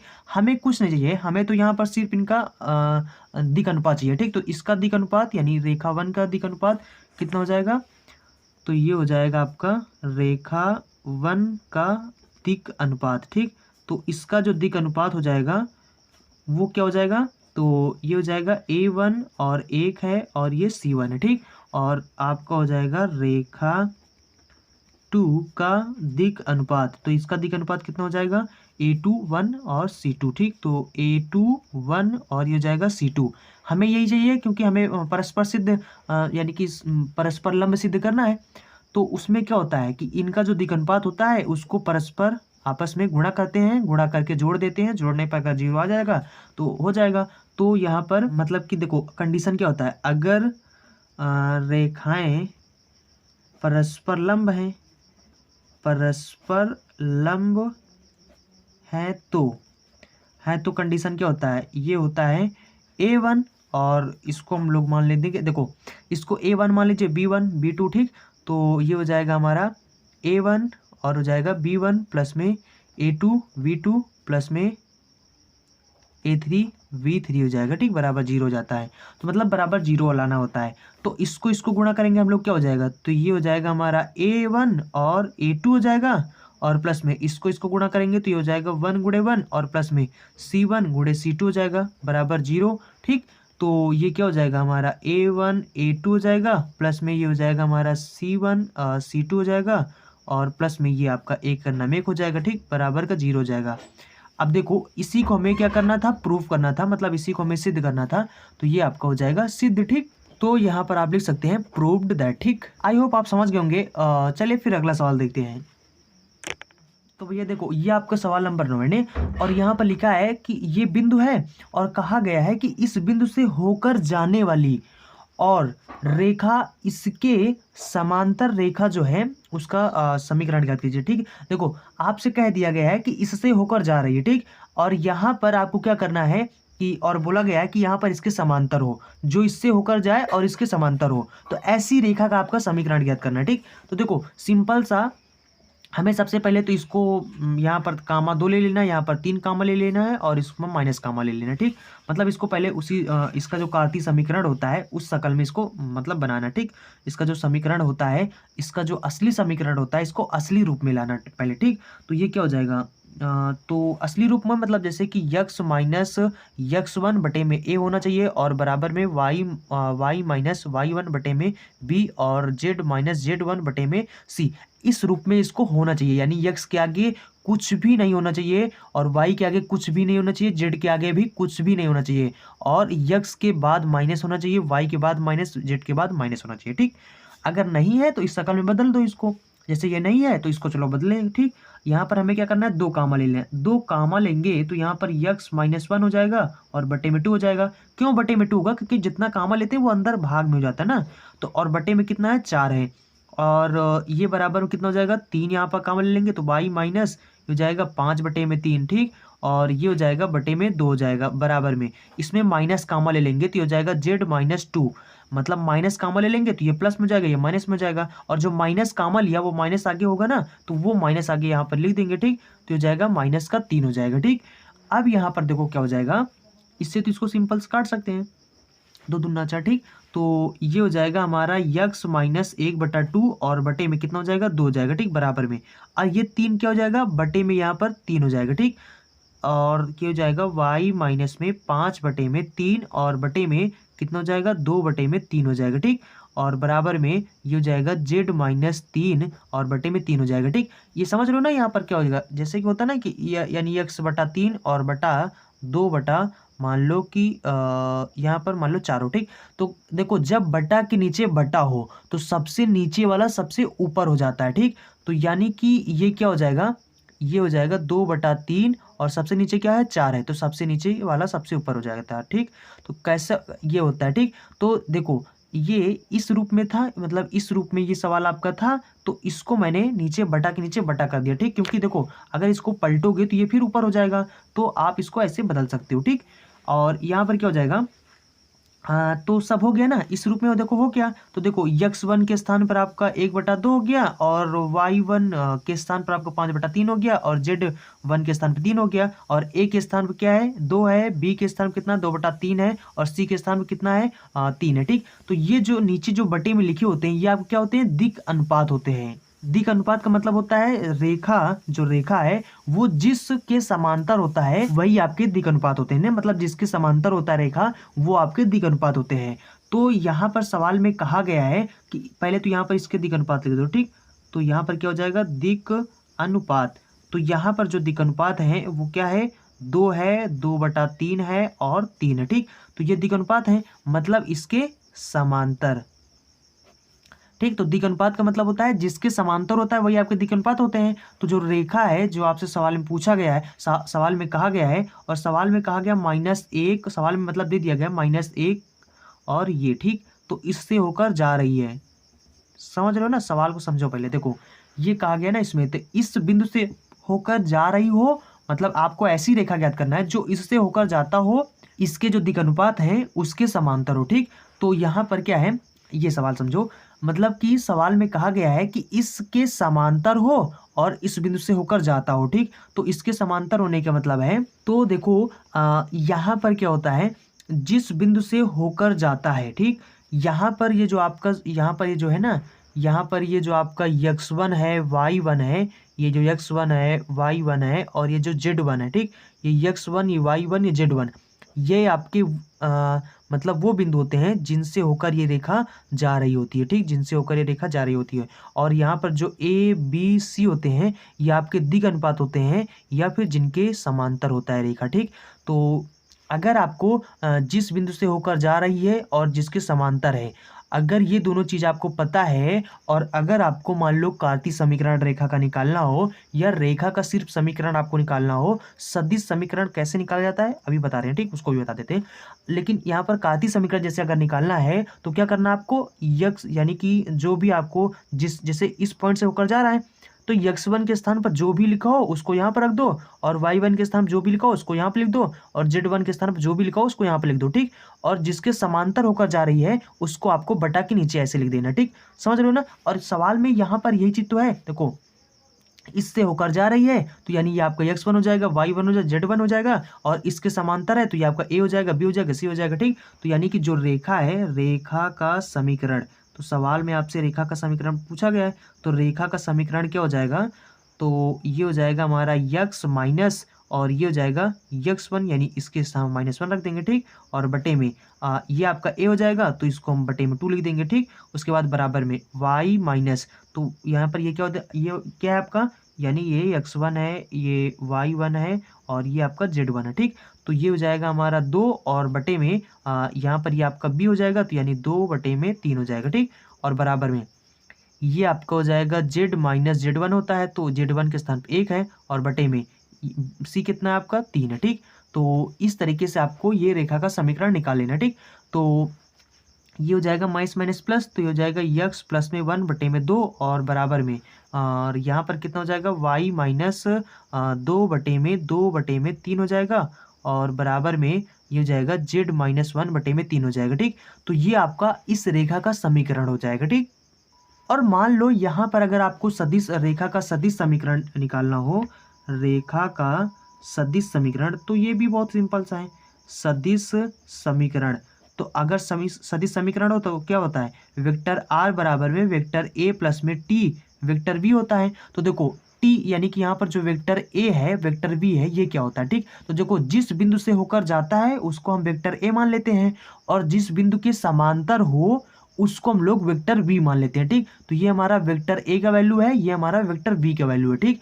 तो हम लोग क्या करेंगे, सिंपल सा यहाँ पर रख देंगे तो हमारा ये सदिश समीकरण भी आ जाएगा, ठीक। तो वेक्टर r बराबर में a के स्थान क्या है, ये आपका, ठीक। इसके पीछे i कैप जोड़ दो, इसके पीछे j कैप, इसके पीछे k कैप जोड़ दो, ठीक।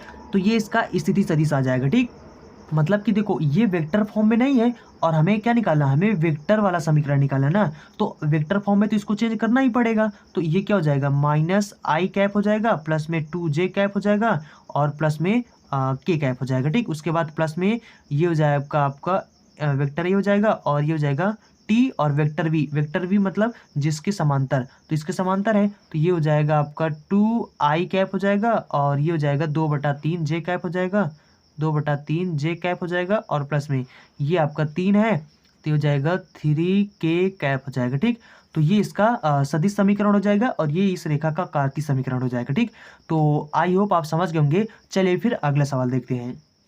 तो देखो ये आपका सवाल नंबर 10 है, और यहाँ पर लिखा है बिंदु, मतलब कि ये बिंदु दे दिया गया है, ठीक। और कहा गया है कि इस बिंदु से होकर जाने वाली तथा ये जो रेखा है, इस रेखा के समांतर जो रेखा है उसका समीकरण ज्ञात कीजिए, ठीक। तो सिंपल सा, सबसे पहले तो आप इसका ये जो कार्तीय समीकरण दिए हैं या फिर रेखा के जो समीकरण दिए हैं, इसको सबसे पहले इस रूप में बदल लीजिए, ठीक। यानी x1 बटे में a और y माइनस y1 बटे में b और बराबर में z माइनस z1 बटे में c, ठीक। मतलब इस रूप में इसको अच्छे से बदल लीजिए, ठीक।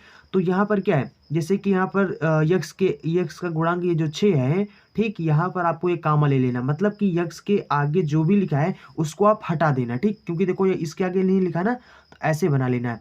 इसके भी आगे नहीं लिखा है तो यानी कुछ ना हो, मतलब कुछ नहीं होना चाहिए, ठीक। इसके आगे तो अगर है तो उतना कामा ले लो।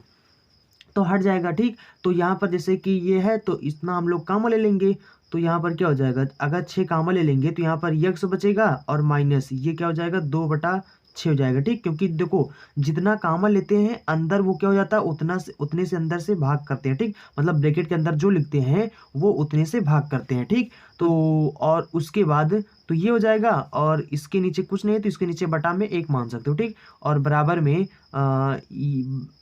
में आपको क्या लिखा है, देखो इसमें भी हम लोग 3 कामा ले लेंगे तो यहाँ पर हो जाएगा y प्लस में 1/3 हो जाएगा। ठीक है, और बटे में 1 मान सकते हैं, यहाँ पर कुछ नहीं अगर तो। और यहाँ पर 2 हम लोग कामा ले लेंगे तो यहाँ पर हो जाएगा z-2/2 हो जाएगा और बटे में 1, तो इससे काट दोगे 1 बचेगा। और आपको मैंने इसके पहले भी बताया कि ये क्या हो जाता है, ये इसके नीचे बटे में आ जाएगा। ठीक, चाहो तो इस 6 को आप यहाँ पे लिखो या 6 अगर यहाँ नहीं लिखना चाहते तो यहाँ पर आ जाएगा बटे में। तो यहाँ पर क्या हो जाएगा, ये हो जाएगा x-2 और इसको काट सकते हो तो यहाँ पर काट दोगे तो 3 हो जाएगा। तो ये हो जाएगा 1/3 और बटे में कितना हो जाएगा 1/6 हो जाएगा। ठीक, बराबर में ये यहाँ पर हो जाएगा y प्लस में 1/3 और बटे में ये भी हो जाएगा 1/3 और बराबर में ये क्या है 2 है, तो यहाँ पर हो जाएगा z-1/में 1/2 हो जाएगा। ठीक, देखो ये कैसे हो गया, देखो आपको मैंने इसके पहले भी बताया तो यहाँ पर देखो जैसे कि 2/5 है और उसके बाद मान लो यहाँ पर 4 में मान लो यहाँ पर 3 है। ठीक, तो देखो जब बटा के नीचे बटा हो तो सबसे नीचे वाला सबसे ऊपर हो जाता है तो ये पलट जाएगा। ठीक, तो जब ये पलट जाएगा तो ये क्या हो जाएगा, ये ऊपर हो जाएगा, तो यानी 2/5 जो है ये पलट कर 3, सबसे नीचे 3 है ना तो ये पलट जाएगा सबसे ऊपर हो जाएगा। ठीक, तो इस रूप में ये आपका सवाल ये है। ठीक, और जब आप इसको पलटोगे तो यहाँ पर नीचे हो जाएगा। ठीक, तो यानी कहने का मतलब है कि सबसे जैसे कि यहाँ पर देखो सबसे नीचे क्या है 6 है, जब इसको पलटोगे तो सबसे ऊपर हो जाएगा ना, तो यहाँ पर हो जाएगा। तो यानी कि जब सॉल्व करने पर ये इस रूप में आ जाता है तो इसको जब इस रूप में हो तो इसको हम ऐसे बदल सकते हैं। ठीक, और यही चीज़ इसमें भी किया गया है और यही चीज़ इसमें भी किया गया है। ठीक, तो मतलब इसको हम ऐसे लिख सकते हैं और मतलब अगर ऐसे लिखा हो तो अब देखो यहाँ पर क्या हो जाएगा, ये इस रूप में हो गया तो यहाँ पर ये जो ए बी ये जो सी होते हैं ये क्या होते हैं दिक् अनुपात होते हैं। क्या होते हैं यहाँ पर दिक् अनुपात होते हैं। अब यहाँ पर मतलब इस रेखा का अगर हम लोग दिक् अनुपात देखें तो दिक् अनुपात यहाँ पर कितना हो जाएगा, तो ये दिक् अनुपात कितना हो गया 1/6 है और 1/3 है और ये 1/2 है। ठीक, ये देखो 1/3 1/6 1/3 1/2। ठीक, या फिर इसी चीज को हम ऐसे भी अगर आप लोग इसमें 6 से गुणा कर दो या फिर आप इसको ऐसे भी लिख सकते हो। इसको जब हम लोग 6 से गुणा करेंगे तो कितना हो जाएगा, ये हो जाएगा 1/6 × 6 और ये हो जाएगा 1/3 × 6 और ये हो जाएगा 1/2 × 6। ठीक, मतलब इसको चाहे आप ऐसे लिखो या फिर ऐसे भी लिख सकते हो। ठीक, तो इसको इससे काट देंगे और 3 दूना कितना हो जाएगा 6 हो जाएगा, 2 × 9 2 2 3 6 हो जाएगा। ठीक, यानी कि ये कितना हो गया 1 × 9 1 हो गया और ये 2 × 9 2 हो गया और ये 3 × 9 3 हो गया। ठीक, तो यानी कि ये जो दिक् अनुपात है इसको आप ऐसे भी ले सकते हो इसको भी ले सकते हो। ठीक, तो मतलब इसको ऐसे भी लिख सकते हो। अब यहाँ पर क्या हो जाएगा, ये आपका दिक् अनुपात हो गया और दिक् अनुपात का मतलब क्या होता है कि ये क्या है समांतर है। दिक् अनुपात का मतलब होता है कि ये समांतर वाला पॉइंट है। ठीक, और यहाँ पर देखो सवाल में कहा गया है कि ये इस बिंदु से होकर जा रहा है और इसके इस बिंदु के समांतर है। ठीक, तो मैंने आपको बताया था कि क्या है कि 2 और माइनस में जे कैप माइनस में के कैप। ठीक, मतलब इससे होकर जाता है, इससे होकर जाता है तथा इसके समांतर है, किसके 1, 2, 3 के समांतर है। ठीक, तो जो इससे होकर जाता है इसके समांतर है तो ऐसी रेखा को हमें बताना है। तो उसका मतलब ऐसी रेखा का समीकरण क्या हो जाएगा, तो ऐसी रेखा का समीकरण देखो जिससे होकर जाएगा उसको ए मान लीजिए और जिसके समांतर होता है उसको बी मान लीजिए। तो यहाँ पर और ये आपका जो रेखा का जो सदिश समीकरण होता है वेक्टर ए प्लस में टी वेक्टर बी होता है। ठीक, तो ए के स्थान पर ये आपका हो जाएगा, बी के स्थान पर ये हो जाएगा। ठीक, तो यहाँ पर हो जाएगा आपका 2i कैप माइनस में जे कैप माइनस में के कैप हो जाएगा और प्लस में हो जाएगा टी और ये आपका बी हो जाएगा। तो इसका सदिश स्वरूप क्या हो जाएगा, ये हो जाएगा i कैप प्लस में 2j कैप हो जाएगा और प्लस में 3k कैप हो जाएगा। ठीक, तो ये इस रेखा का सदिश समीकरण हो जाएगा। ठीक, अगर हम लोग यहाँ पर इसका कार्तीय समीकरण अगर निकालना चाहें तो ये भी निकाल सकते हैं। ठीक है, देखो कार्तीय समीकरण का मतलब होता है कि जैसे कि किस पॉइंट से जा रहा है, 2 कामा -1 ठीक, तो -1 तो इस पॉइंट से होकर जा रहा है और समांतर किसके हैं, 1 कामा 2 कामा 3 इसके समांतर है। तो जिससे होकर देखो, अगर हम लोग यहाँ पर इसका कार्तीय समीकरण निकालें, ठीक, कार्तीय समीकरण निकालें तो कितना हो जाएगा, यक्स और माइनस में जिससे यानी होकर जाता है, ठीक, जैसे इससे होकर जा रहा तो ये आपका x1 हो जाएगा, ये y1 हो जाएगा, ये z1 हो जाएगा, ठीक। तो x माइनस x1 होता है तो x1 के स्थान पर 2 रख दो, ठीक, और बटे में जो आपका दिक् अनुपात हो, ठीक, तो ये आपका a हो जाएगा, ये आपका b हो जाएगा, ये आपका c हो जाएगा, ठीक। तो बटे में a होता है तो बटे में 1 लिख दो, ठीक, और उसके बाद बराबर में y हो जाएगा माइनस, y1 के स्थान पर आपका 1 है तो माइनस माइनस प्लस हो जाएगा, ठीक। उसके बाद बटे में b के स्थान पर कितना है, 2 है, और उसके बाद बराबर में, और यहाँ पर कितना हो जाएगा, z, ये भी देखो माइनस में है तो माइनस माइनस प्लस हो जाएगा, ठीक। और उसके बाद नीचे c होता है तो c के स्थान कितना है, 3 है, तो ये इसका हो जाएगा मतलब कार्तीय समीकरण, ठीक। तो आई होप आप समझ गए होंगे, ठीक। देखो यहाँ पर क्या होता है, जिस बिंदु से होकर जाता है उसको हम लोग x1 y1 z1 मान लेते हैं, और जो दिक् अनुपात होता है या फिर जिसके समांतर होता है उसको हम लोग a b c मान लेते हैं, ठीक। तो जो यानी कि दिक् अनुपात या जिसके समांतर होता है वो नीचे होता है, और उसके बाद जिस बिंदु से होकर जाता है उसको यहाँ पे लिख देते हैं, ठीक, यानी x1 y1 z1 के स्थान पर, ठीक। तो आई होप आप समझ गए होंगे। चलिए फिर अगला सवाल देखते हैं। देखो ये आपका सवाल नंबर 11 है जो कि बहुत मस्त सवाल है, ठीक। देखो यहाँ पे लिखा है कि बिंदु, मतलब एक बिंदु ये है तो कह रहा कि इस बिंदु से होकर जाने वाली तथा रेखाएं, मतलब आपको 2 रेखा दे दिया गया है और कहा गया एक ये रेखा ये है और एक ये रेखा है, ठीक। और कहा गया है कि इन दोनों रेखा पर जो लंब रेखा है उसके कार्तीय तथा सदिश समीकरण ज्ञात कीजिए, ठीक। देखो यहाँ पर आप इसको समझो अच्छे से, ठीक। देखो यहाँ पर आप ऐसे समझो कि सवाल में कहा गया है कि इन दोनों का जो लंब है यानी कि जो लंब रेखा है वो क्या है, वो समांतर है, किसके समांतर है, इस बिंदु से होकर जाने वाली रेखा के, ठीक। तो मतलब इन दोनों का जो लंब रेखा है, फिर समझिए, इन दोनों का जो लंब रेखा है वो क्या है, समांतर है किसके, इस बिंदु से होकर जाने वाली रेखा के, ठीक। तो आपसे कहा गया है कि इस बिंदु से होकर जाने वाली जो रेखा है उसका आपको कार्तीय और सदिश समीकरण दोनों ज्ञात करना है, ठीक। देखो ऐसे समझो कि इन दोनों का लंब रेखा क्या हो जाएगा, तो यानी कि जैसे कि ये आपका पेन है, ठीक, जैसे कि ये मान लो आपका पेन है, ठीक। देखो ये आपका मान लो एक रेखा हो गया और ये आपका मान लो दूसरा रेखा हो गया, ठीक। इन दोनों का लंब, यहाँ पर कहा गया है कि इन दोनों का जो लंब रेखा हो जाएगा वो ये ऐसे हो जाएगा, ठीक। तो यानी कि ये जो आपका पेन है ये क्या है, इन दोनों का लंब रेखा हो जाएगा, ठीक। तो यानी कि यहाँ पर आप समझ लीजिए ये जो मतलब कि आपका लंब रेखा है, एक ये रेखा हो गया और एक ये रेखा हो गया, ठीक। तो इन दोनों का जो लंब है, इन दोनों का जो लंब है, जो इस पर भी लंब हो और इस पर भी लंब हो, ठीक। तो यहाँ पर क्या हो जाएगा, देखो ये आपका दिक् अनुपात हो जाएगा, ठीक। इस रेखा का दिक् अनुपात क्या हो जाएगा, यहाँ पर x माइनस 1 बटे में 1 बराबर में y माइनस 2 बटे में 2 बराबर में z माइनस 3 बटे में 3, ठीक। तो इसका जो दिक् अनुपात हो जाएगा, ठीक, इसका जो दिक् अनुपात हो जाएगा वो कितना है, इसका जो दिक् अनुपात हो जाएगा 1 2 3, तो ये है 1 2 3 है, ठीक। और उसके बाद ये हो जाएगा आपका, और उसके बाद अच्छा ये चीज़ आप इसको आप b1 मान लीजिए, ठीक। मतलब आप इसको b1 मान लीजिए, ठीक, इसको b1 मान लीजिए। जब आप इसका वेक्टर निकालेंगे तो यहाँ पर v1 वेक्टर कितना हो जाएगा, तो ये इसको वेक्टर फॉर्म में अगर लिखेंगे तो हो जाएगा i कैप प्लस में इसके पीछे j कैप जोड़ दो तो ये हो जाएगा 2j कैप, और इसके पीछे k कैप जोड़ दो तो हो जाएगा 3k कैप, ठीक। तो ये इसका हो जाएगा स्थिति सदिश हो जाएगा, ठीक। तो और इसके बाद दूसरा रेखा आपके पास दिया गया है यहाँ पर, तो ये है x बटे में -3 और y बटे में 2 और उसके बाद में z बटे में 5 दिया गया है, ठीक। तो यहाँ पर इस रेखा का जो दिक् अनुपात हो जाएगा, इस रेखा का जो दिक् अनुपात हो जाएगा वो क्या हो जाएगा, तो ये हो जाएगा -3 और 2 हो जाएगा और ये 5 हो जाएगा, ठीक। तो ये हो जाएगा, इसका दिक् अनुपात होते हैं जो बटा में दिए होते हैं, ठीक।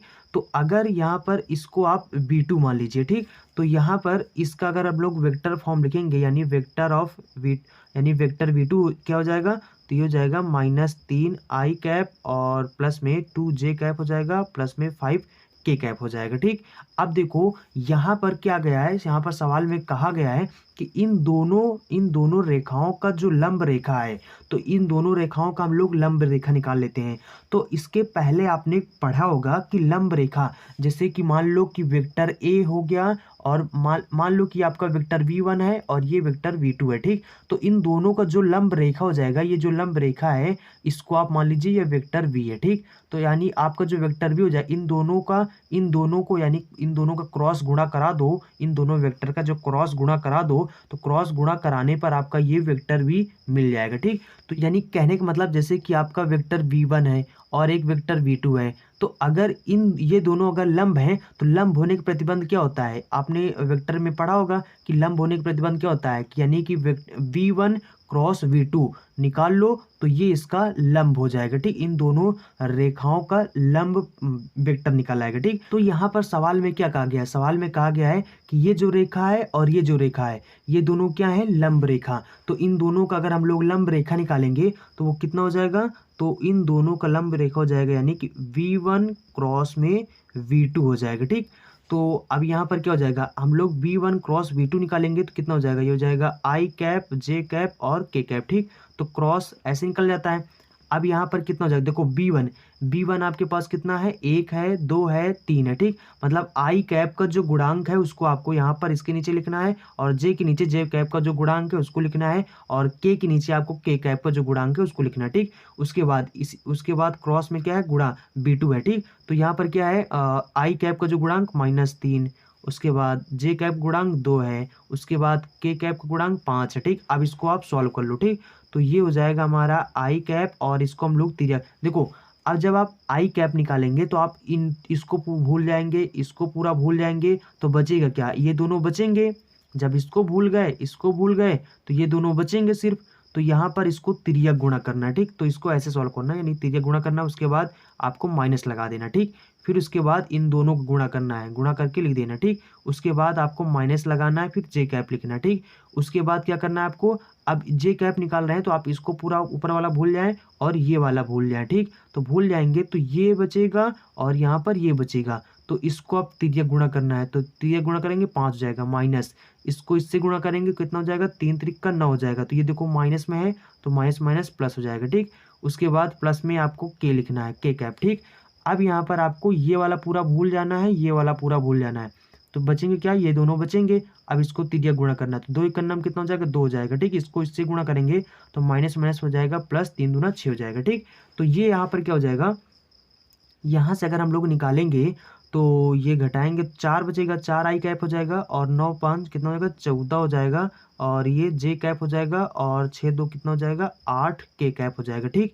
तो यहाँ पर इसको मान लो कि ये वेक्टर b के बराबर है। ठीक, तो यहाँ पर क्या हो सकता है, यहाँ पर ये हो जाएगा आपका वेक्टर v, यह हो जाएगा आपका वेक्टर v। ठीक, तो यहाँ पर देखो, यहाँ पर ये जो रेखा आपका आ गया है ये क्या है, ये है समांतर। ठीक, सवाल आप समझो, यहाँ पर सवाल में कहा गया है कि यहाँ पर इन दोनों बिंदुओं का जो लंब रेखा है वो क्या है, समांतर है। ठीक, और किसके समांतर है, इस बिंदु से होकर जाने वाली जो रेखा है उसके समांतर है। तो हमारा बिंदु जिससे होकर जाता है वो कौन सा बिंदु है, तो हमारा जो बिंदु है जिससे होकर जा रहा है वो है 2,1,3। ठीक, तो इस बिंदु से होकर जाती है। ठीक, और इसके समांतर है। तो यहाँ पर देखो आपसे सवाल देखो, और ये अब देखो यहाँ पर इस यानी कि वेक्टर भी, ये जो रेखा है इसका दिक् अनुपात क्या हो जाएगा, इसका जो दिक् अनुपात होगा वो होगा, देखो इसका दिक् अनुपात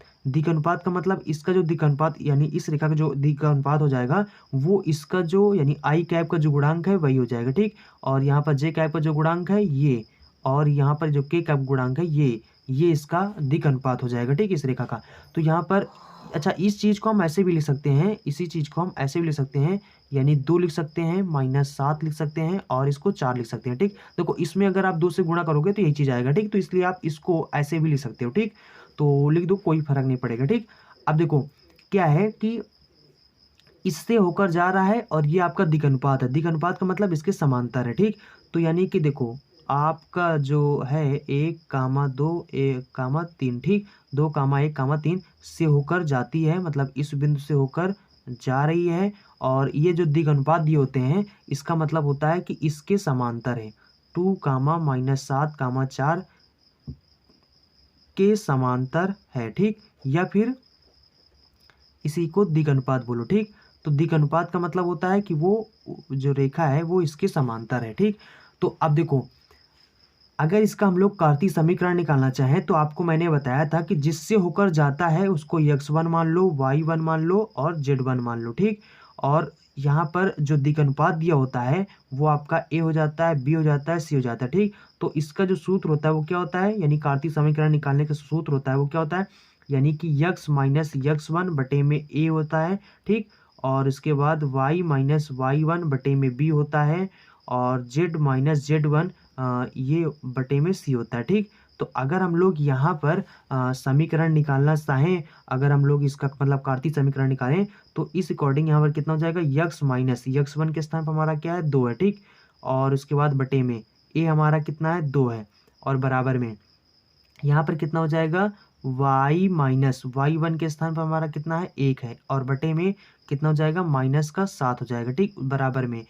और यहाँ पर कितना है, यक्स माइनस 3 हो जाएगा, और बटे में कितना है, 4 है, ठीक। तो ये हमारा कार्तीय समीकरण हो जाएगा, यानी यही हमारा आंसर हो जाएगा, ठीक। तो ये हमारा कार्तीय समीकरण हो जाएगा। लेकिन सवाल में कहा गया है कि कार्तीय समीकरण और आपको सदिश समीकरण भी बताना है, ठीक। तो इसका सदिश समीकरण निकालना बहुत सिंपल सा है। आप इसको वेक्टर v मान लीजिए, इसको वेक्टर a मान लीजिए, और इसको वेक्टर b मान लीजिए, ठीक। देखो सवाल, देखो आपको क्या होता है, जब आप सदिश समीकरण निकालेंगे तो सदिश समीकरण में क्या होता है, चलिए मैं आपको समझा देता हूँ फिर से। अब देखो ये आपका क्या है, यहाँ पर ये आपका बिंदु सवाल में दिया गया है कि इससे होकर जाता है, और आपसे कहा गया है, तो अब यहाँ पर आपका जो द्विघानुपात आपने निकाला है अभी सॉल्व करके, तो ये क्या है, द्विघानुपात हो गया। तो द्विघानुपात का मतलब होता है कि वो उसके समांतर है, ठीक। तो अब देखो जैसे इससे होकर जा रहा है, इसके समांतर अगर है, तो मैंने आपको बताया था कि जैसे कि मान लो ये आपका बिंदु हो गया, ठीक, जिससे होकर जा रहा है, ठीक। तो यानी कि ये आपका हो गया 2, 1, 3 हो गया, ठीक। तो इस बिंदु से होकर जा रहा है, और जो यहाँ पर एक ये है आपका बिंदु 2, -7, 4, ठीक। तो ये बिंदु है, ठीक। ये आपका हो गया ये वाला बिंदु, और ये आपका हो गया वो बिंदु जिससे ये रेखा होकर जा रही है, ठीक। तो ये रेखा इससे होकर जा रही है, और इसके क्या है, समांतर, यानी इस बिंदु के समांतर है, और इससे होकर जा रही है। तो आपसे कहा गया है कि इस रेखा का समीकरण ज्ञात कीजिए। तो इस रेखा का समीकरण ज्ञात करने के लिए जो यानी सदिश समीकरण ज्ञात करने के लिए आपके पास ये सूत्र होता है, यानी वेक्टर v प्लस में t वेक्टर v होता है, ठीक। तो वेक्टर a होता है जिससे होकर जाता है, तो ये आपका इससे होकर जा रहा है, तो ये आपका वेक्टर a हो जाएगा, ठीक। और इसके समांतर है, जिसके समांतर होता है उसको वेक्टर b बोल देते हैं, ठीक। तो ये आपका वेक्टर b हो जाएगा, ठीक। यानी अगर इसको हम लोग वेक्टर फॉर्म में लिखना चाहें तो हमारा वेक्टर a कितना हो जाएगा, तो ये हो जाएगा 2i कैप प्लस में j कैप प्लस में 3k कैप हो जाएगा, ठीक। और वेक्टर v हमारा कितना हो जाएगा, ये हमारा वेक्टर v हो जाएगा क्योंकि इसके समांतर है, तो ये हो जाएगा हमारा 2i कैप माइनस में 7j कैप और प्लस में 4k कैप हो जाएगा, ठीक। तो यहाँ से अगर हम लोग रेखा का सदिश समीकरण निकालें, रेखा का सदिश समीकरण, ठीक। तो सदिश समीकरण कितना हो जाएगा, तो ये अब हो जाएगा यहाँ पर वेक्टर r बराबर में, यहाँ पर हो जाएगा आपका वेक्टर a, और तो वेक्टर a के स्थान पर वेक्टर a हो जाएगा प्लस में t वेक्टर b हो जाएगा। तो वेक्टर a के स्थान पर यहाँ पर कितना है, तो ये आपके पास है 2i कैप, और उसके बाद प्लस में j कैप प्लस में 3k कैप हो जाएगा, ठीक। और उसके बाद प्लस में t, और ये हो जाएगा वेक्टर v। तो वेक्टर v हो जाएगा हमारा 2i कैप माइनस में 7j कैप हो जाएगा, और प्लस में 4k कैप हो जाएगा, ठीक। तो ये हमारा इस रेखा का समीकरण हो जाएगा, ठीक। आई होप आप समझ गए होंगे। देखो अगर आपको कोई भी कंफ्यूजन होता है तो नीचे कमेंट बॉक्स है, आप वहां पर जाकर कमेंट कर सकते हैं। अगर आपको समझने में कोई भी दिक्कत होती है आप जाकर कमेंट बॉक्स में बता सकते हैं, ठीक। जिससे मैं क्या करूँगा, एक अलग वीडियो बनाकर आपको फिर से समझा दूंगा, ताकि अगर आपको कोई डाउट रह गया हो तो वो भी क्लियर हो जाए, ठीक। देखो इसमें कुछ भी नहीं करना था, इसमें यहाँ पर मतलब कि आपको दो रेखा का समीकरण दे दिया गया था, एक ये हो गया मान लो, एक ये हो गया, ठीक। आपसे कहा गया है कि इन दोनों रेखा का जो लंब जो यानी कि लंब रेखा है वो क्या है, समांतर है। इन दोनों रेखा का जो लंब रेखा है वो क्या है, समांतर है। किसके समांतर है, एक पॉइंट दे दिया गया था आपको, यानी जो 2,1,3 दे दिया गया था, मतलब आपको एक पॉइंट दे दिया गया था और कहा गया था कि इससे होकर जाने वाली जो रेखा है वो समांतर है किसके, इन दोनों रेखा का जो लंब रेखा है उसके समांतर है। तो आपसे कहा गया था कि ये जो रेखा इस पॉइंट से होकर जा रही है, इस पॉइंट से होकर जाने वाली रेखा का आपको सदिश और कार्तीय समीकरण निकालना था। तो हमने क्या किया यहाँ पर, हमने सबसे पहले इन दोनों का जो, यानी कि ये रेखा जो है और ये जो रेखा है, इन दोनों का जो लंब रेखा है उसको पहले मैंने निकाल लिया। ठीक, निकालने के बाद फिर उसके बाद बस इसका लंब रेखा निकाल लिया, तो हमें पता चल गया कि इसका जो लंब रेखा है उसके समांतर है और उसके बाद इस पॉइंट से होकर जा रही है। तो जिस पॉइंट से होकर जाती है तो उसको हम लोग वेक्टर ए मान लेते हैं और जिसके समांतर होता है उसको वेक्टर बी मान लेते हैं। तो हमने रेखा का सदिश समीकरण ऐसे निकाल लिया। ठीक, तो वेक्टर ए के स्थान पर रख दिया, वेक्टर बी के स्थान पर रख दिया, और जिससे होकर जाता है, जिससे एक कामा इससे होकर जा रहा है अगर कार्तीय समीकरण निकालना है, और जिसके समांतर होता है। ठीक, जैसे कि यहाँ पर 2 - 7, 4 इसके समांतर था। ठीक, इसके समांतर था और इसके होकर जा रहा है, तो जिससे होकर जाता है हम लोग उसको x1 y1 z1 मान लेते हैं, और जिसके समांतर होता है या फिर जो हमारा दिक् अनुपात होता है उसको a और b और c मान लेते हैं। ठीक, और इसके बाद इसके पहले मैं आपको बता दिया, सूत्र बता दिया है, तो वहां पर रख दो आप x1 y1 z1 का मान और a b c का मान रख दो। ठीक, बटे में नीचे करके बस आ गया आपका कार्तीय समीकरण भी। ठीक, आई होप आप समझ गए होंगे। चलिए फिर अगला सवाल देखते हैं। इसके बाद जो एक सवाल है आपका सवाल नंबर 12, उसके बाद ये जो आपका एक्सरसाइज है वो समाप्त हो जाएगा। ठीक, तो सवाल नंबर 12 और सवाल नंबर 11 वैसे दोनों सेम है, बस सवाल नंबर 12 में थोड़ा से कुछ अलग तरीके से बोल दिया गया है, मतलब बोलने का सिर्फ तरीका चेंज किए हैं, बाकी सवाल दोनों एक ही हैं। तो देखो ये आपका सवाल नंबर 12 है जो कि इस एक्सरसाइज का आखिरी सवाल है। यहाँ पर लिखा है कि बिंदु आपका, यहाँ पर ये बिंदु दे दिया गया है और कहा गया है कि इस बिंदु से होकर जाने वाली तथा बिंदुओं, ये जो बिंदु है और एक ये दो बिंदु हैं। ठीक, इनको मिलाने वाली जो रेखा है उस रेखाओं पर लंब है, और रेखा का समीकरण आपसे पूछा गया कि रेखा का समीकरण ज्ञात कीजिए। ठीक, तो देखो यहाँ पर ये आपको जो बिंदु दिए गए हैं, सबसे पहले इस बिंदु से होकर जाती है, इसको सबसे पहले इसको मतलब बाद में देखेंगे। ठीक, सबसे पहले हमें देखना है इन दोनों, इसको समझना है। ठीक, तो यानी कहा गया है कि बिंदुओं, ये दोनों बिंदु हो गए और ये दोनों बिंदु हो गए। ठीक, इन दोनों बिंदुओं को मिलाने वाली जो रेखा है तो उस रेखा पर लंब है। ठीक, तो लंब होने का पहले यहाँ पर समझ लेते हैं कि इन दोनों का दिक् अनुपात क्या है और इन दोनों का दिक् अनुपात क्या है, इसको पहले निकाल लेते हैं। देखो यहाँ पर सबसे पहले इन दोनों का हम लोग कैसे निकालेंगे दिक् अनुपात, पहले इसको समझ लो। ठीक, फिर आपको हम समझाते हैं। देखो जैसे कि मान लो कोई बिंदु आपका हो x1, मान लो एक बिंदु आपका है x1 y1 z1। ठीक, और मान लो ये आपका बिंदु है। ठीक, और एक दूसरा बिंदु है मान लो x2 y2 और z2, ये बिंदु है। ठीक, अब अगर आपसे पूछा जाए कि इन दोनों बिंदुओं का दिक् अनुपात निकालो, तो इन दोनों बिंदुओं का दिक् अनुपात निकालने का जो तरीका होता है, इन दोनों बिंदुओं को जो दिक् अनुपात निकालने का तरीका होता है वो क्या होता है, x2 - x1, यानी x2 में से x1 को घटा दो। ठीक, यानी x2 - x1 और कामा में फिर उसके बाद y2 - y1, तो y2 - y1 हो जाएगा, और इसी तरीके से z2 - z1 हो जाता है। ठीक, तो ये होता है हमारा दिक् अनुपात निकालने का तरीका। ठीक, जब दो बिंदु दिए गए हैं और इनका दिक् अनुपात निकालना हो। ठीक, तो यहाँ पर जैसे इन दोनों बिंदुओं का, एक बिंदु ये हो गया, एक बिंदु ये हो गया। ठीक, इन दोनों बिंदुओं का जो दिक् अनुपात हो जाएगा, यानी 4 3 2 हो गया, और एक हो गया आपका 1 - 1 कामा 0 हो गया। ठीक, इसको आप x1 मान सकते हो, y1 मान सकते हो और इसको z1 मान सकते हो, x2 y2 और ये हो जाएगा आपका z2 हो जाएगा। ठीक, तो ये क्या हो जाएगा, इसका अगर हम लोग दिक् अनुपात निकालें, दिक् अनुपात, ठीक, अगर यहाँ पर दिक् अनुपात निकालें तो यहाँ पर कितना हो जाएगा, तो ये हो जाएगा भैया 1 माइनस और ये हो जाएगा 4। ठीक, और उसके बाद यहाँ पर -1 हो जाएगा और ये हो जाएगा -3 हो जाएगा। ठीक, और उसके बाद में ये हो जाएगा 0 - 2 हो जाएगा। ठीक, तो ये हो जाएगा इसका दिक् अनुपात, तो यहाँ पर घटाएंगे कितना बचेगा, -3 बचेगा, और ये कितना हो जाएगा, -4 हो जाएगा। ठीक, और ये कितना हो जाएगा, -2 हो जाएगा। ठीक, तो ये हो गया इसका दिक् अनुपात। और उसके बाद आपका इन दोनों का अगर हम लोग दिक् अनुपात निकालें तो यहाँ पर कितना हो जाएगा 1, 2 -1 है और 2,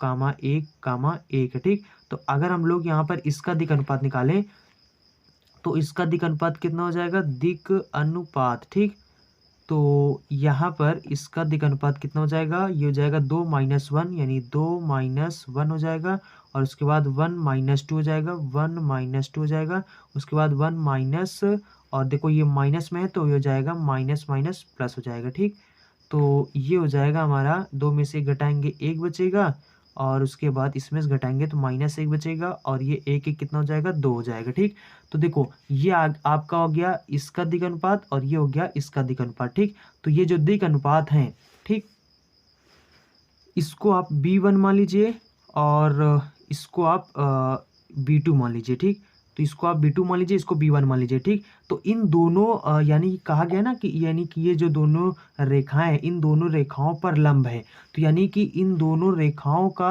अब आप लंब निकाल लीजिए, यानी इन दोनों रेखाओं का लंब रेखा क्या है उसको निकाल लीजिए। तो वो क्या हो जाएगा, वो जो लंब रेखा आएगा वो क्या है, समांतर है। किसके समांतर है, जो बिंदु यानी कि जो जिस बिंदु से होकर जा रहा है रेखा उस रेखा के समांतर है। ठीक, तो सबसे पहले हम लोग इन दोनों का लंब रेखा निकाल लेते हैं। जैसे इसके पहले किया था ना, तो वहां पर क्या था, देखो इन दोनों सवालों में अंतर क्या है। इन दोनों सवालों में सबसे पहले यहाँ पर लंब रेखा निकाले, पहले इस सवाल को सॉल्व कर लेते हैं, फिर आप देखते हैं कि इन दोनों सवालों में अंतर क्या था। तो देखिए यहाँ पर हमने लिख दिया है कि दिक् अनुपात एक ये हो गया और एक ये हो गया, इसको हमने B1 मान लिया, इसको B2 मान लिया। ठीक, तो जब हम लोग यहाँ पर इन दोनों का लंब रेखा निकालेंगे तो यहाँ पर क्या हो जाएगा, यानी कि B1 यानी कि वेक्टर B1 हो जाएगा और क्रॉस में वेक्टर B2 हो जाएगा। ठीक, तो ये हो जाएगा I कैप J कैप और ये K कैप हो जाएगा। ठीक, और ये कितना है -3 है और -4 है, -2 है और उसके बाद 1 -1 और 2 है। ठीक, तो यहाँ पर इसको हम लोग जब सॉल्व करेंगे तो ये हो जाएगा कितना, देखो इसको भूल जाएंगे, इसको गुणा करेंगे तो कितना हो जाएगा -8 हो जाएगा। ठीक, उसके बाद फिर माइनस लगाएंगे, इसको गुणा करेंगे तो कितना हो जाएगा -2 हो जाएगा, उसके बाद -j हो जाएगा। ठीक, फिर उसके बाद इसको इससे गुणा करेंगे तो कितना हो जाएगा -6 हो जाएगा और इसको इससे गुणा करेंगे तो माइनस माइनस प्लस हो जाएगा और ये 2 हो जाएगा। ठीक, और उसके बाद में यहाँ पर क्या हो जाएगा, प्लस में K कैप हो जाएगा और जब हम लोग इसको इससे गुणा करेंगे तो हो जाएगा 3 और इसको इससे गुणा करेंगे तो प्लस में माइनस माइनस हो जाएगा प्लस और ये हो जाएगा 4 का नाम 4 हो जाएगा। ठीक, तो यहाँ से इसको घटाएंगे, जोड़ देंगे, कितना हो जाएगा 8 2 10 हो जाएगा, -10 I कैप हो जाएगा और ये कितना हो जाएगा यहाँ पर माइनस माइनस प्लस हो जाएगा 4 J कैप हो जाएगा और ये हो जाएगा 4 3 कितना हो जाएगा 7 K कैप हो जाएगा। ठीक, तो ये आपका आ जाएगा, इसको मान लो वेक्टर V मान लो। ठीक, तो ये आपका हो जाएगा वेक्टर V। तो अगर हम लोग इसका दिक् अनुपात देखें तो इसका दिक् अनुपात कितना हो जाएगा, देखो ये इसका दिक् अनुपात है -10 और यहाँ पर 4 और यहाँ पर 7, ये इसका दिक् अनुपात है। ठीक, अब यहाँ पर देखो आपको यहाँ पर कहा गया है, आपको लिए दिया गया है सवाल में कि -1 और ये 1 है। ठीक, तो इससे होकर जाता है, सवाल में कहा गया कि इससे होकर जाता है और इसके मतलब इन दोनों का जो लंब रेखा आया उसके समांतर है, तो इसका लंब रेखा ये आया मतलब इसके समांतर है। ठीक, तो मतलब इस बिंदु से होकर जा रहा है, इसके समांतर है, तो उस रेखा का आपको समीकरण अब ज्ञात करना। ठीक, तो यहाँ पर रेखा का समीकरण क्या हो जाएगा, तो रेखा का जो समीकरण हो जाएगा, रेखा का समीकरण, तो देखो यहाँ पर मैंने आपको बताया था कि ये आपको क्या है, दिक् अनुपात है, तो ये इससे होकर जा रहा है, तो जिससे होकर जा रहा है उसको आपको x1 y1 z1 मान लेना। ठीक, तो ये हो जाएगा x माइनस x1, तो x1 के स्थान पे 1 और बटे में -10 करना। ठीक, और उसके बाद बराबर में y माइनस y1 के स्थान पर 1 है, माइनस माइनस प्लस हो जाएगा और ये हो जाएगा बटे में यहाँ पर हो जाएगा 4। ठीक, और बराबर में कितना हो जाएगा यहाँ पर z माइनस z1, तो z1 के स्थान पर 1 है और बटे में कितना हो जाएगा 7 हो जाएगा। ठीक, तो ये इस रेखा का समीकरण हो जाएगा, तो ये इसका मतलब आंसर हो जाएगा। ठीक, अगर आप यहीं पे अगर आप यहाँ पर मतलब कि सदिश रेखा यानी कि इस रेखा का सदिश समीकरण ज्ञात करना चाहते हैं तो सिंपल सी बात है। देखो इसको वेक्टर 1 मान लो, इसको वेक्टर भी मान लो, ठीक। तो ये कितना हो जाएगा, तो ये आपको हो जाएगा यहाँ पर आई कैप माइनस में जे कैप और प्लस में के कैप हो जाएगा, और प्लस में यहाँ पर हो जाएगा आपका -10 आई कैप हो जाएगा, प्लस में 4 जे कैप हो जाएगा, प्लस में 7 के कैप हो जाएगा, ठीक। बस इसका मतलब कि ये हो जाएगा सदिश समीकरण और ये इसका हो जाएगा कार्तीय समीकरण, ठीक। तो दोनों सवाल सेम है। देखो आपके देखो सवाल नंबर जो आपका 12 है और सवाल नंबर 11, तो सवाल नंबर 12 और सवाल नंबर 11 में अंतर बस इतना है कि सवाल नंबर 12 में आपको दिया गया था, एक समीकरण दिया गया था और एक दूसरा समीकरण दिया गया है, ठीक। मतलब दो कार्तीय समीकरण दिए गए थे और एक बताया गया था कि इस बिंदु से होकर जाता है, तो वो तो इसमें भी बताया गया था कि मतलब सवाल नंबर 12 में भी बताया गया कि इस बिंदु से होकर जाता है। लेकिन सवाल नंबर 11 में आपको दिया गया था यानी रेखा के कार्तीय समीकरण, ठीक। लेकिन सवाल नंबर 12 में आपको दे दिए गए हैं, बिंदु दे दिए गए थे, ठीक। तो इन दोनों बिंदु के हेल्प से देखो उसमें क्या था, यानी कि जब आपको सवाल नंबर 11 में यानी कि कार्तीय समीकरण मिला था, तो वहां वहां पर जो बटा में था वो आप क्या था, दिग अनुपात था। तो वहां से आपने बटा से यानी कि निकाल लिया दिग अनुपात, और यहाँ पर आपको बिंदु दिए गए थे तो बिंदु के हिसाब यानी कि बिंदु के हेल्प से आपने यहाँ पर निकाला दिग अनुपात, ठीक। तो दोनों सवाल सेम ही है, ठीक। उसमें सिर्फ इसमें बिंदु दे दिए गए थे और उसमें आपको समीकरण दे दिया गया था, ठीक। तो दिग अनुपात वहां भी निकाल कर आपको सॉल्व करना था और यहाँ पर भी निकाल कर सॉल्व करना था, ठीक। तो बस इतना सा अंतर था। तो आई होप आप समझ गए होंगे, दोनों सवाल सेम ही तरीके से लगे हैं और दोनों सवाल सेम ही तरीके के हैं, ठीक। तो ये आपका जो एक्सरसाइज है वो समाप्त हो चुका है। अब इसके बाद हम लोग पढ़ेंगे अगला एक्सरसाइज, ठीक। तो आई होप आप समझ गए होंगे। अगर आपने अभी तक हमारे चैनल को सब्सक्राइब नहीं किया तो चैनल को सब्सक्राइब कर लें, और जिन्होंने अभी तक हमारी वीडियो को लाइक नहीं है तो वीडियो को लाइक कर दें और बेल आइकन दबाना ना भूलें, क्योंकि यहाँ पर डेली इस तरह के एजुकेशनल वीडियो मिलते रहते हैं। सो चलते हैं, मिलेंगे अगले वीडियो में। So thanks for watching and see you again in next video.